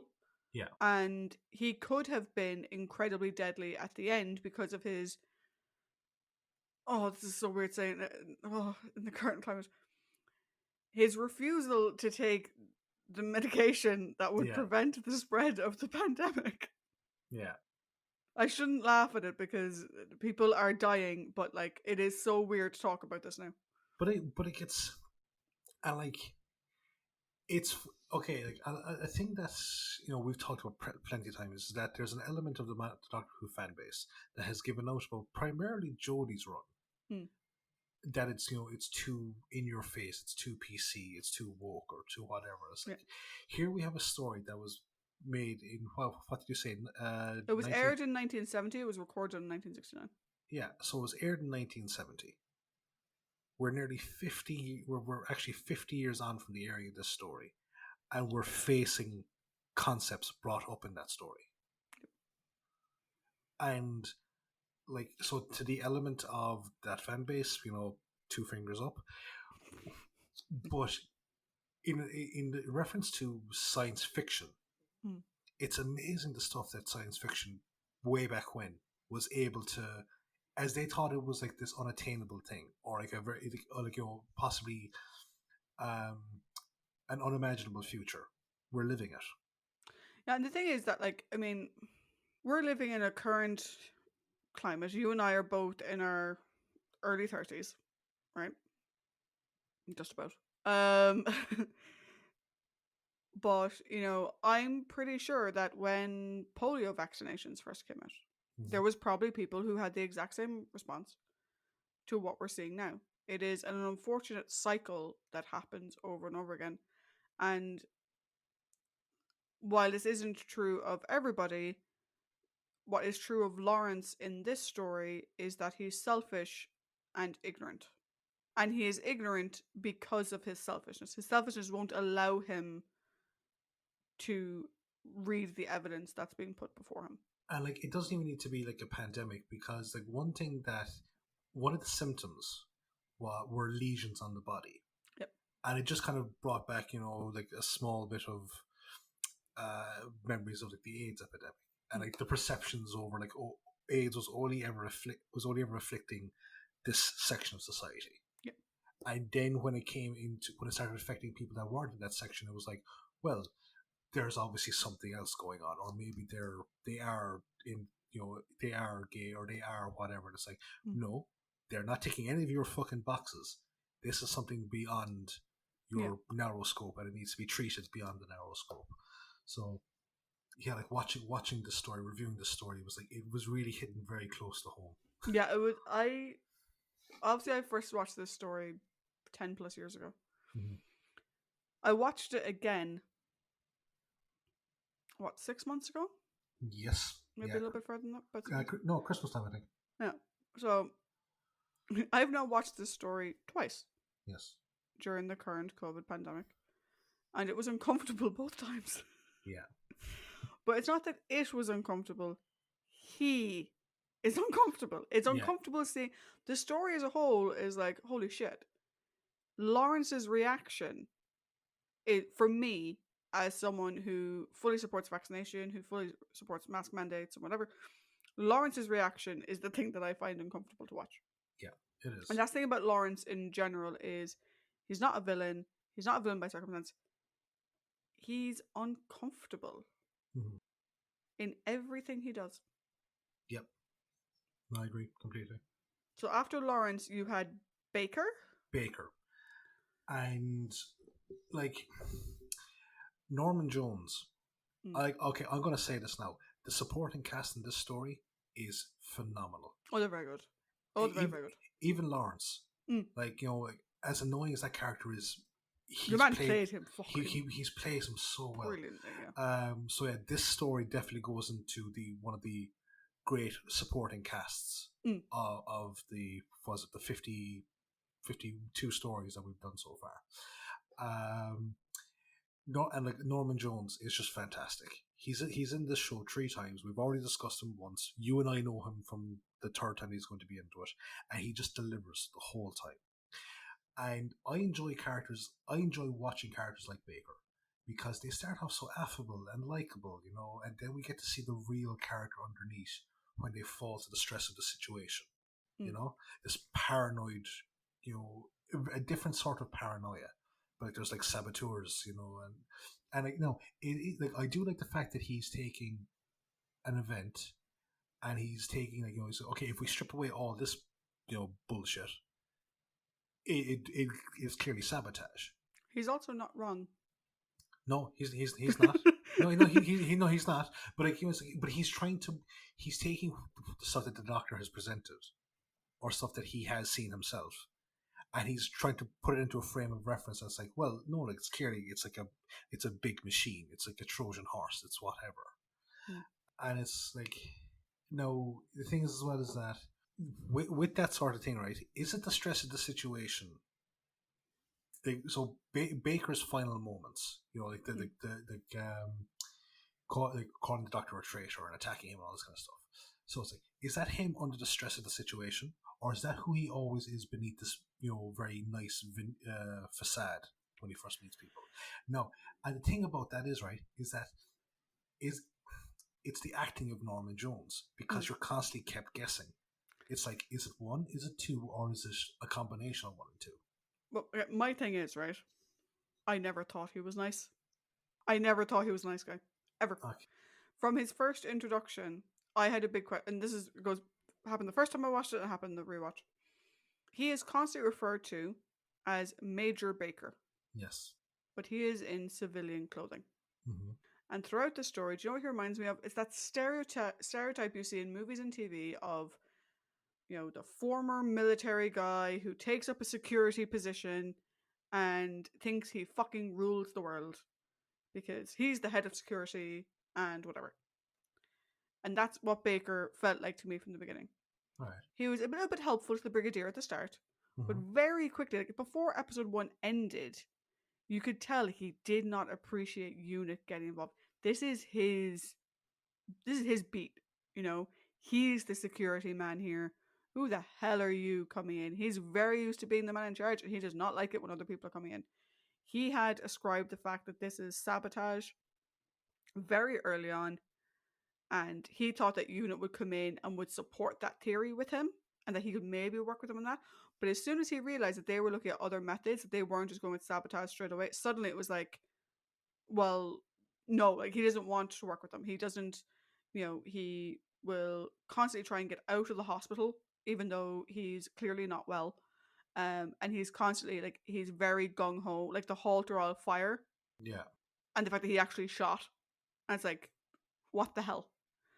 He's very gung ho. I never thought he was nice. So his breakdown at the end, I will give him a small bit of credit, which is I don't think his mind could handle what he saw. Hmm. So yeah, stretches the situation. Yeah, the idea that, it was these, alien as in non-human creatures that were doing this, I don't think his brain could fucking compute what that was. I think it threw him over the edge. I think he always had the possibility of doing it, though. I think that was always ingrained in him, because we have that from the beginning when he tries to get out of the hospital and he's like, no, like it's saboteurs, and he's constantly going on about it. It's like he he got he got that in his mind, and it's all that he would do. And then when the doctor was sort of trying to, ease the situation, he saw the doctor as the saboteur at that point. He's a kind of a more competent, again, we're going to go to the MASH reference, he's kind of a more competent Frank Burns. Yeah, He likes being the chief of his own little fiefdom. I like that. I maybe I'm mistaking his civility for friendliness, Yeah. because like, he is quite civil to the unit crew. Compared to Lawrence, he's going up and giving a big giant cuddly hug. Yeah. But that's a very low bar. Yeah, true. Yeah, I think that's probably what I'm kind of going for. It's just like Norman Jones, he just seems like such a stern granddad. That is fond of you, but still very stern. So then we have Quinn. So for me, Quinn is the one who started out as the nice guy. Oh yeah, no, Quinn for me he came across as incredibly nice, very supportive, whatever. Maybe a little bit misguided. That's what you kind of like first and second episode, like, oh, he's just a bit misguided, do you know?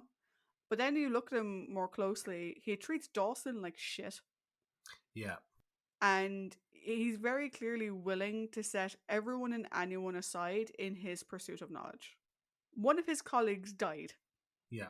And he's still going on about, oh, no, they have all this knowledge to give, whatever. And you're like, I don't feel sorry that he died. That's the thing. Like, I wasn't like particularly perturbed by his death at all, and it's like he reminds me like of he's a combination of Maxtable and Lesterson from Power of the Daleks. Yeah. In the sense of like that, he cannot see the inherent dangers of dealing with beings of superior intelligence, and he's constantly thinking he's the upper hand. And like, no, I agree. Like that, he was the nicest of all the people like that we've met so far, but then it's like, as he starts thinking he is the upper hand, his paranoia then starts to take a hold. Yeah. And it's like, well, the doctor's clearly out to take credit for the stuff that I'm going to find, and it's like, like, he kind of bit the hand that fed him, essentially, and then he ended up suffering for it. Yeah. One thing is that Quinn would also be a terrible spy. Oh, yeah. Oh, absolutely. Like, he can't, like, do a single, like, oh, I was just passing, and I said I'd come in, and Liz is like, he'd have to go massively out of his fucking way to get here. I was like, oh, I'm going to return to the research center. Oh, can you drop Liz at the research center? No, I can't. Just drop her off and then say, oh, I forgot something at home, and then drive off again. Like, you're being, and waving at the helicopter. Yeah. It's like, hi. I was like, what the fuck are you waving for? It's like you coming to visit me and having to go to Ballincollig beforehand. Yeah, it was like, when they call it, like, oh, there was a man stood by his car in the middle of fuck off nowhere. Oh, what did he do? Nothing. He just waved. He just waved at me. I don't know why he waved at me. And you kind of wonder, would the helicopter have paid him any notice if he hadn't fucking waved? Probably not. No. Hey, we saw one guy who stopped at the side of the road. He wasn't doing anything though. Maybe his car broke down. I was like, no, why is he suspicious? Because he was fucking waving. That's why. And then we have his underling, Dawson. Underling makes it sound cruel. Yeah. His second, Dawson. Yeah. Her loyalty to Quinn is an issue. Yeah. Her loyalty to Quinn is a big issue because from the start she knows what's going on. and she knows what's wrong and she wants it stopped, even if only temporarily, but she will not turn him in. And again, I'm going to go back to the same thing I said about Quinn. One of her colleagues died, Yeah. and she knows why. And she will not turn him in. And then as soon as Quinn is killed, she goes off the fucking wobbly end altogether. She goes full conspiracy theorist, and it's like assuming that the Doctor was setting up the Brigadier and the unit troops for an ambush inside the tunnels. Like, nah, just like fuck off. Yeah, Like, she goes 100%. Kill them all. We have to destroy them before they destroy us. yeah. It's like, okay, that's excessive. Like, even the Brig, who was fully willing to go in with weapons, he wasn't going in to destroy them. He was going in with weapons as a form of defense. And you know, it's like, what the? She went completely off. Although, again, this goes back to she found her colleague and her friend dead in his house. Yeah. And he had been dead for hours. Like, had the Doctor told her or told anyone that Quinn had died, and even if he shared his theory as to how, then maybe she wouldn't have gone so fucking gung ho at the end of it. True. Yeah, I agree. And finally, we have Masters. Okay, I want to hear your opinion on Masters because I have an interesting view of him. Okay. So he kind of reminded me of Jones, Megan Jones from Fury from the Deep, in the sense of, like, they are presented as the stern authority figure, but the minute they're presented with evidence as to what's going on, like, they work in relation to the evidence presented, and they don't work off feelings or conjecture. It's like that's kind of really shown as like when he stands his ground against when people say like you need to send in more troops, you need to send in more troops. And he's like, no, we're going to wait and we're going to see, because he's also a Liz sighting saying like, no, just give them give the Doctor a chance, give the Doctor a chance. And he's like, we're going to wait until we get a report from the forward base, and he's not showing favoritism to one side or the other, but he's taken on board what's been said and he's reacting to it. And like I did like as well like how he handled like Lawrence, because like Lawrence called him in and Lawrence kept expecting him like to back him up, but it's like, no, like you called me in for a reason and it's not going your way, so deal with it. What are your thoughts on Masters? Okay, I think Masters is a bit of a weird fish, right? Because I agree with everything you said until we get to the point where Baker dies. Yeah. Masters know, or Baker is ill. You know, Baker comes in, he's sick. The doctor's saying that there is some sort of bacterium that's been infected Baker. And suddenly this very cool, calm, not easily swayed businessman quickly packs his papers, practically bolts out of the room, leaves back to London without telling the Brigadier, even though like they're literally talking about, you know, a possible pandemic here. He runs away, gets to London, is clearly unwell, and he just becomes super fucking shifty for the following like 2 episodes until or for 3 episodes until he dies. And it's like he like once he's infected, he just goes completely fucking AWOL altogether. Like the way he was running around London when he was infected. Like, did he even go into the Ministry of Science building? We don't fucking know. No, I think he was trying to reach there. He got out of the cab, the door was there, and then like later on he's running around, his fucking face all falling apart, going up to people, and I'm like, what the fuck happened to him? So, okay. Up until the cab, I think in my head I have a logical progression of where his mind might be going. Okay, so Baker comes into the room, and the Doctor says, "Everyone, keep back." Like it's like, so don't touch him.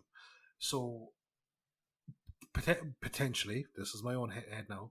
Masters thinks that this thing is transmissible via touch, and if I don't touch him, which I didn't do, I'm okay. Now, as I'm leaving, I'm a bit dizzy, but there's been reports of fucking dizziness, headaches, all this type of stuff from all the staff. I'm fucking annoyed. I'm pissed off. I'm stressed out to the gills. Maybe I'm also encountering this particular thing. Then, as he gets back into the train station, it's like, right, I don't particularly feel very well. And then he gets into the cab, at which point then it's like, yeah, okay, he's off to the races. Because at that stage he's panicking and the virus is taking hold, and like he's a dying man, like he's trying to grab a life raft that doesn't exist. But my thing with it is, why did he leave? I mean, yeah, he says he had meetings back in London, but he'd been very businesslike. He'd been hearing everyone's side of the story up until now. He left while the investigation was still in the fucking middle, and he didn't speak to the ranking investigative officer, who is the brigadier, before he left. I'm like, why did he leave? Dinner? But it just seemed like that when he's at that moment where he's telling Lawrence, like, fuck it, I'm shutting it down. Fuck it. We're not doing this. He very quickly jams all his papers in his suitcase. He's quickly up and out the door. And it's like, it's as if he's like, I don't want to be near it, I don't want to be near it, or whatever, and he's trying to run away from it. But it's like, what? Why? Why are you like that, you weird fish? And like, it's from that point onwards, I think his behavior becomes erratic. It becomes erratic in that conversation with Lawrence at the end when he's packing up his papers. At that point, he's becoming very erratic, and I have no idea why. For a while, I genuinely thought for a while that maybe in a sort of science fiction bacteria kind of way, it was sort of affecting his brain wiring in a way that it wanted to reproduce itself. Yeah. So it was making him act out, and was making him expose as many people as possible. But that was never mentioned. Yeah, so I don't think that was the case. Yeah, they never say exactly what the bacterium is. One final point: Jeffrey Palmer, a young Jeffrey Palmer, is quite a handsome man. He is. Yeah, he is quite handsome looking. I'm kind of used to his like older rubber faced look, but so now we have the opposite side of the coin, and we have the Silurians. So we have three. There's the leader, the young one, and the scientist. For me, I think the leader, Silurian, he's the Silurian version of the Doctor, right? So he prefers research and study. You can imagine that, like, if he was the one questioning Baker, he was the one asking more questions around, what type of food source do you have? How big of a population do you have? How do you deal with this? How do you deal with housing? Like, he was more interested, I think, in the civilization development. And he's actually the one person in the entire story I feel sorry for his death. Yeah, no, I agree. Because at the minute you found out that he was like the leader, you knew he was going to die. Oh yeah. Yeah, I said no, I don't want to know that. But again, much like I suppose the second elder or even the first elder in Sensorites, there's shades of Kicking Bird from Dances with Wolves. Yeah. And like he's always looking out for the best interests of his own people, and he's very honorable when dealing with outsiders. As much as the outsiders will permit him to be honorable. If they shoot first, he's going to shoot back. If they come with an open hand, he's going to greet them with an open hand. I really enjoyed his interaction with the Doctor, especially the handshake scene. That was very touching. I really enjoyed that, and like as you say, he's like the Silurian version of the Doctor, and his character is just so tragic. It's just like the minute you find out that he's the old leader, he's gone. Yeah, but you also you get a very clear understanding as to why he was the leader. Yes, particularly why he was the leader of their species, at a point where they thought the world would be irrevocably changed. So they were going into hibernation, right? Watching him, he's the type of leader you'd want to have when you woke up. The guy who he'd take his time, he'd make sure that everything was ready. You sort of get the sense that, like, if the world outside wasn't 100% ready for the rest of the Silurians to wake up, he wouldn't wake them up. No. He would be very meticulous and careful with it. And yeah, he was kind of playing Quinn a little bit, whatever, but at the same time, you know, he he didn't drain the fucking Yeah. power source completely. He did it in batches, slow and steady. Let's see how far we can get. Let's see what we can do. Wake up the scientist, make up the guy who's clearly the military mind, you know, get his sort of council together, do you know? I don't even know if he was the military mind. I just think he was probably like. See, this is the thing It's that the only reason I can, because we don't see a yeah, military minded person, so he's the one yeah. I ascribed it to. But see, this raises the interesting thing. Okay, is that the Silurians, they were during that particular prehistoric period, they were the predominant species. They were the dominant species on Earth. Okay, now this event happened, or it didn't happen, but they all went into hibernation. But the question is that enclave? Is that the sum total of Silurian society left over from Earth? Or are there other pockets in various deep caverns throughout the world? Like, so is And this how just deep does that cavern go? yeah? And is this just is he the leader of the remnants, or is he the leader of this specific band?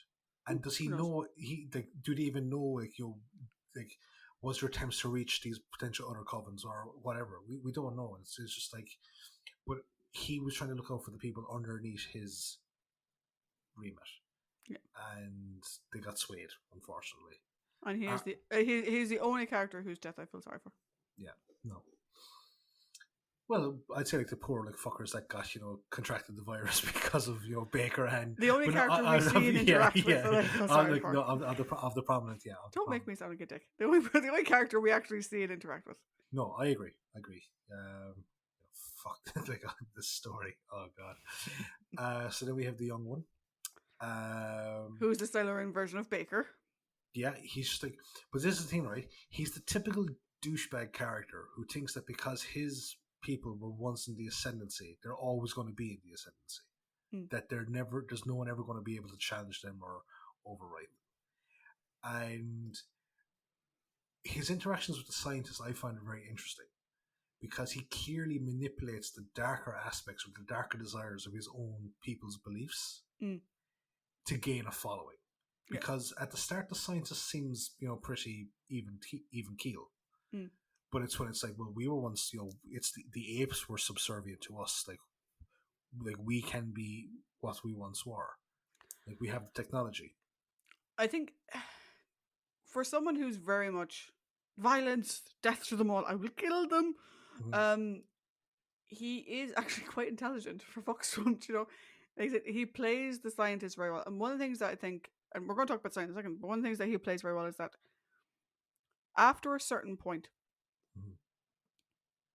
he becomes the single source of information that the scientist gets. Yes. Anytime the leader says something, he's the one who says that to the scientist. So he gets to frame it in whatever way he likes. The one thing I will say about him, though, is he kills the leader, which we knew would happen, and it's devastating. Was the young Silurian a good leader? I think, in a way, yeah, he was. I'm going to say like he had all the potential to be a good leader because he's clearly charismatic. He's clearly a force, you know. And like there's like people like throughout history that have been like that. My thing with though, the reason why I see him as a good leader is he was willing to sacrifice himself at the end. He wasn't after power for himself. Oh, it was the dominance of the Silurian race. It was the power for speed. So at the end, when they think the world is going to be irradiated or the territory around them is going to be irradiated, he turns to the scientist and says, "No, I will stay. I will make sure you all get to sleep. I will stay and you will be leader when you wake up." And that kind of puts the idea in some ways that puts like the idea of like the young like scrambling for power asshole. It kind of puts it on its head a little bit because it's obviously he didn't want power for himself. He mistakenly but genuinely believed that the older Silurian was dangerous for their people. Without the sadism, there's something of Ramsay Bolton about him. Yeah. In the sense of, like, because in the Game of Thrones lore, the Boltons and the Starks had a huge rivalry. Mm. I think at one point the Boltons were almost in the ascendancy, but then they knelt. And here we have again, it's a case of the Silurians were once in the ascendancy, and the leader is making decisions that I don't necessarily agree with. I should be the leader. Okay, better example for me, Mm-hmm. obviously not the entire story, but bits of it, is actually Theon. Because again, someone who believes that their people are stronger, they're very much a kill them all, fuck them, we deserve the power or whatever, but still willing to make the sacrifice at the end. See, slightly different though. Theon's whole thing is guided by his his father, because he's been quite, you've been living amongst the Starks too long. You've been, you're But not Theon in himself though, oh like he has this childhood idea of what the men of the Iron Islands are meant to be like. yeah. And it's a vision he had from when he was a child. This Silurian, he has a vision from the before times. It's not the current state. He's thinking of the before times. I think if we're to find a Game of Thrones comparison, the reason why I picked Theon over Ramsay is Ramsay is a sadist. Yeah. And Ramsay would never sacrifice himself for anybody else. No. Whereas Theon would. Yeah. No. Yeah. No. I think it's just like in terms of like the Ramsay, I think, is a smarter leader than Theon. Mm. Whereas, like, yeah, Ramsay wouldn't make the sacrifice. He is an overall smarter leader. Yeah. But yeah, enough of this Game of Thrones babble. There is something haunting yet satisfying about his death, though. It's just like the crushing of the debris coming down, but his scream. Actually, before we go on to the scientists, what do you think of the Silurian design? The design, I'm not really pushed one or the other. It's interesting. The third eye thing is weird. It does like 50 million different functions. Yeah. I assume it's kind of a telepathic type thing because they use it to move things and I imagine crush people's brains. The noise, Paddy. The noise. I think it's probably telekinetic more so than telepathic. Yeah, though the noise is the noise. annoying. No, it wasn't the worst story when it comes to high pitched noises, but fuck me, the noise. For like our listeners, they look like the creature from the Black Lagoon but if he had swallowed a Cyberman's helmet. Yeah. Yeah. And the young Silurian is very, very tall, and he has a very long neck. Yeah, he's very much very taller. And they do speak with the sort of like as if they're speaking underwater. Mm. Yeah, because you've got the gurgling type thing. But now we'll finish off with the scientist. The scientist is kind of the middle ground between the elder and the younger. He acknowledges that humans have evolved, but he gets pulled into the machinations of the younger Silurian. And again, I think the reason for that is because he stops speaking to the leader directly. Mm-hmm. And all of the information he gets comes from the younger Silurian. Had he spoken to the leader directly about his concerns, it could have been a very different situation. He certainly wouldn't have gone off and infected Baker. Oh no, but not of his own volition, no. No. It's clear that his first allegiance is to the Silurian people as a whole. And I think he follows whatever the leadership dictates. But it's at the end how bloodthirsty he becomes. Because he's the one that says kill them all. Whereas the leader's the one that says no, just lock them in here, let them suffer from the radiation poisoning. But the way he says it, kill them all, it's very kind of, it is just bloodthirsty. It's just like, I demand revenge type thing. Yeah.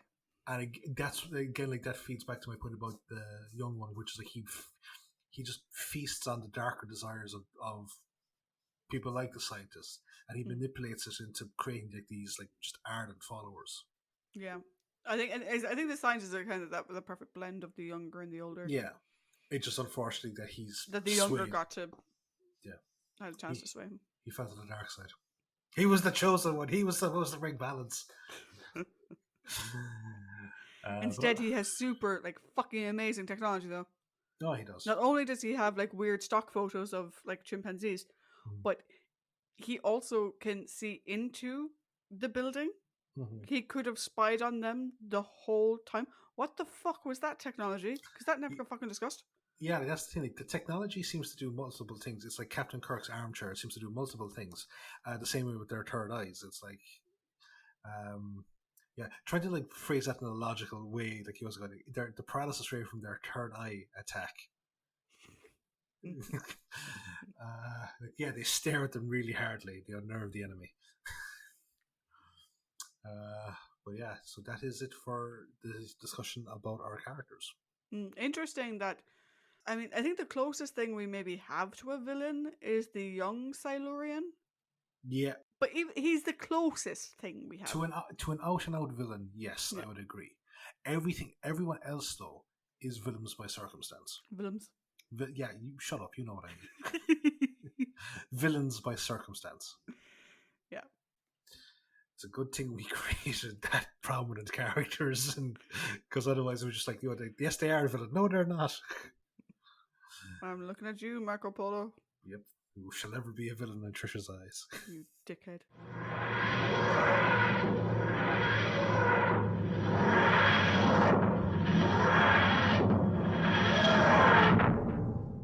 So, we have reached the overall. Thank you for sticking with us. This is actually probably going to be one of our longest episodes.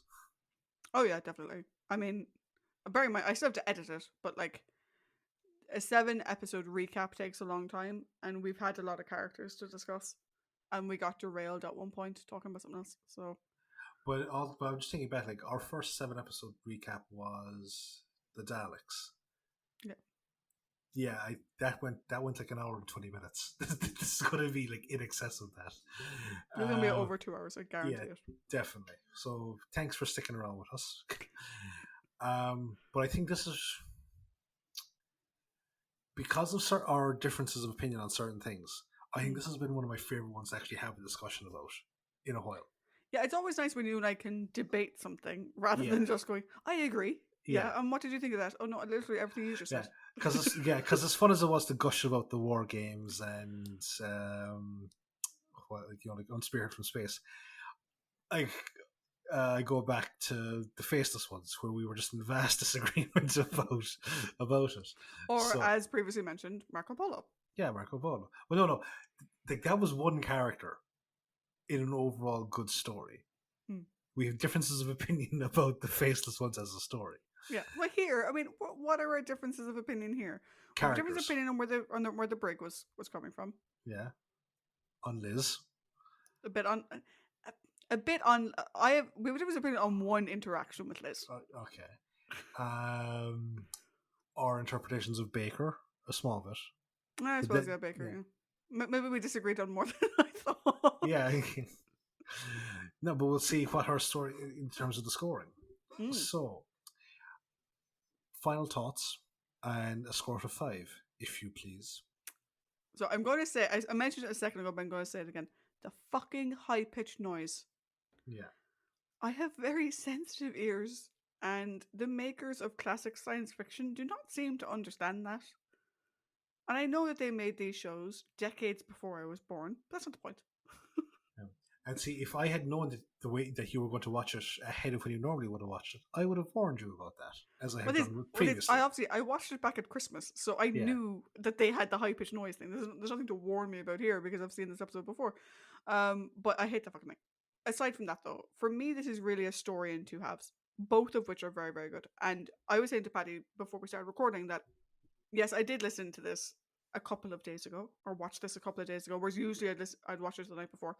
And I watched episodes 1 through 4, and then I went for a nap. And then I went to watch episodes 5 through 7, and I realized that episodes 1 through 4 on the DVD are on one disc, and episodes 5 through 7 are on a different disc. And it sort of goes down the line of the 2 halves of the story, where the first 4 episodes are the mystery. Yeah. You know, who are these aliens, or who's this power? What's happening with the power drain, all this kind of stuff.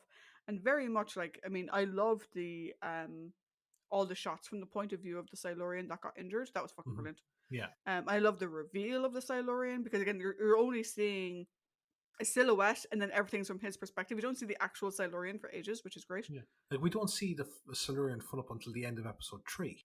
Yeah, which is fantastic, and I love that, and I love like I don't love when it assaulted Liz. I love the fact that we see the attack of Liz from the Silurians' perspective. Yeah. Joe. And then the second half of the stories, episodes 5 through 7, are all around the pandemic. It's the science investigation. It's this different type of story, still in the same story as a whole, but you sort of have these two different halves, and it kind of works out quite well. Because if you weren't a big fan of the sort of Monster Hunter half, you might have been a fan of the sciencey half, which I found quite cool. I was a fan of both. I think the second half in the current climate is a little bit on the nose. And I'm going to be perfectly frank. If the current climate of the world in 2021 and the global pandemic that is COVID-19 is affecting you in a very serious way, do not watch this story. Mm-hmm. Just don't. Save it for later. Once we're through the hell that we're currently in and we're on the upswing, watch it later, because it can be incredibly upsetting watching it now. And that doesn't make it a bad story. In fact, it makes it a very good story. But it is difficult to watch. And I've now watched it twice during the pandemic, and I won't be watching it again anytime soon. I'm gonna put that word. Yeah. While I have, I went through some serious concerns I had around the characters, right? And I have concerns around the way the doctor's behaving. I have concerns around the way the brig behaved. I thought Liz got a little bit uppity at the wrong time. I think she was justified in her uppityness in general. But I think, that wasn't the right time to let that out, in my opinion. All of it, in my mind, added to the story. Do you know? It's not like. I'll mention him again. Sure, I always do. It's not like when Stephen was annoying and it took you out of the story. Yeah. This added to it. It added to the complexity. It added to the story as a whole. And while I really hope that these characters get over those negative parts that I mentioned, and that they grow and evolve from them, and I want to see, like, is Liz the Brig and the Doctor? You want to see them as this sort of weird hodgepodgey, like, well functioning group. Or at least I want to see the sass coming back. The sass between the three of them last week was fantastic. Mm-hmm. I think it worked for this story, and I think every once in a while you need a story that makes you stop and think, and you need a story that affects you at like a moral level. And like you mentioned, like people saying like, oh, the Doctor Who's gotten very woke and very preachy. Like, have you met Barry Letts? Yeah. I mean, this isn't the last time he's going to bonk on the head with a fucking message. No. It really isn't. And I shout out to Mission Log for that. Shout out to Mission Log for the bonk on the head thing. That's totally. I think it was. I think it was John and Ken originally who did that. But I'm sort of beating around the bush here because I gave it a 5. Yeah. And I feel kind of bad because I gave last week a 4.75, and last week was also incredibly good. But last week had a couple of leaps in logic in terms of the direction and like where things were placed, and a couple of things there that I wasn't a big fan of.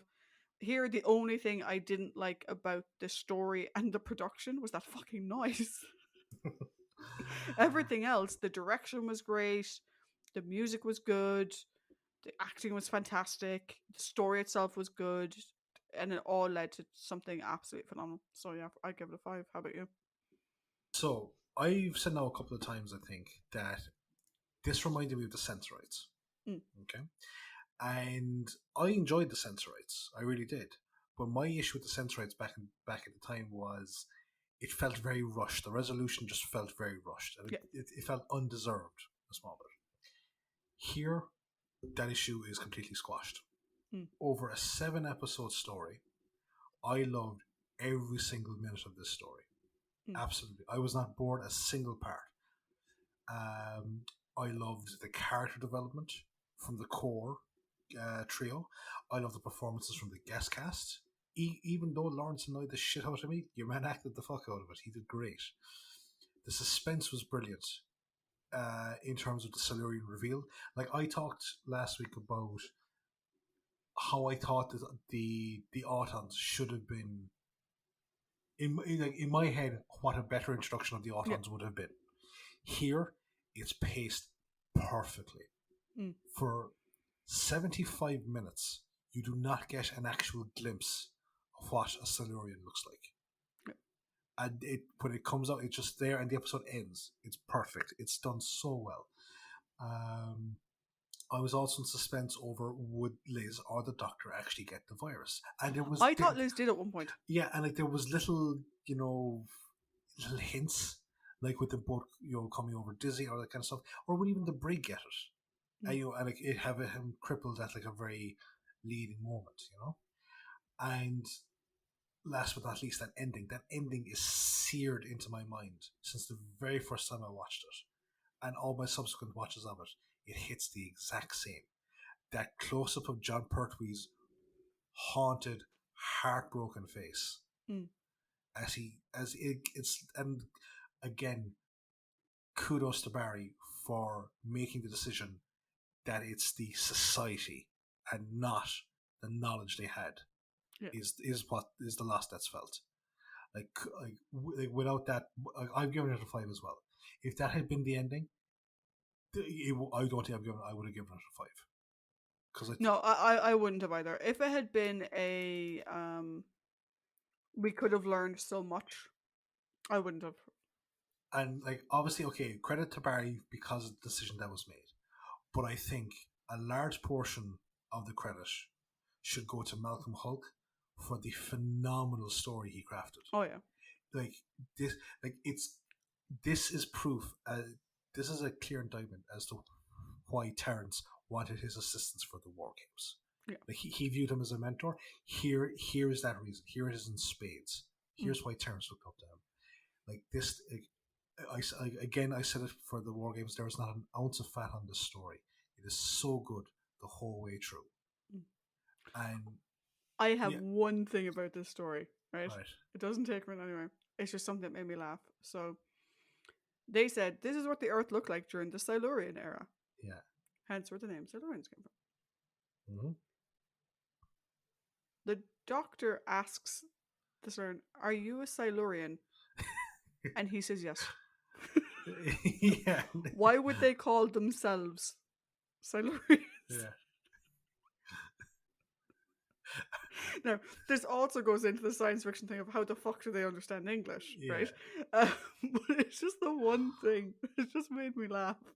In a very serious story, I found that fucking hilarious. Yeah, but it's just because it's not the best reprise because it's just like the shock of seeing a Silurian. He just holds up the hand. Are you a Silurian? But no, because the Silurian just looks down at his hand and it's like I think he holds out his hand, but not to shake it. I think it's like in a sort of like a mimic of what the Doctor is doing. But no, I do agree that if the current climate is not playing well with you or is not holding well with you, hold this story off until such a time as you're okay to view something like this. Yeah. But this is a defining point for John Pertwee's Doctor. Yeah. It's also a defining point in the history of the show because here we have like an absolute moment where the Doctor feels betrayed by his comrades. He feels he even suspects Liz. He asks Liz, "Did you know?" Yeah. And she said, "No, of course not," because Liz is just as shocked and taken aback by the whole thing as well. Yeah. But it reminds me of, I'm going to skip the timeline massively. The 5-part third season of Torchwood. Mm-hmm. And at one point, there's Eve Miles' character, Gwen. Yeah. Is speaking to the camera. And she says something along the lines of, "I always wondered where was this Doctor that he spoke about? When we needed him the most, where was he? Why wasn't he here?" And she says something along the lines of, "Sometimes he must look down on us and be so ashamed." Yeah, I think that's... And that, I can't remember the exact quote. I think that's it. Yeah, it's something like that. That's the gist of it anyway. I've abridged it massively. But that little speech that she gives about how the Doctor sees humanity, Mhm. I think out of all the stories we've had so far, this story really is it. Mm. This is where you see that in spades. He feels betrayed. He feels that, you know, humanity. You sort of think of like, are they even fucking worth it? Like, I know what the worst thing is. hmm, Any other season, he'd be able to get in the TARDIS and flake away. yeah, He but can't. not this time around. No, No, he.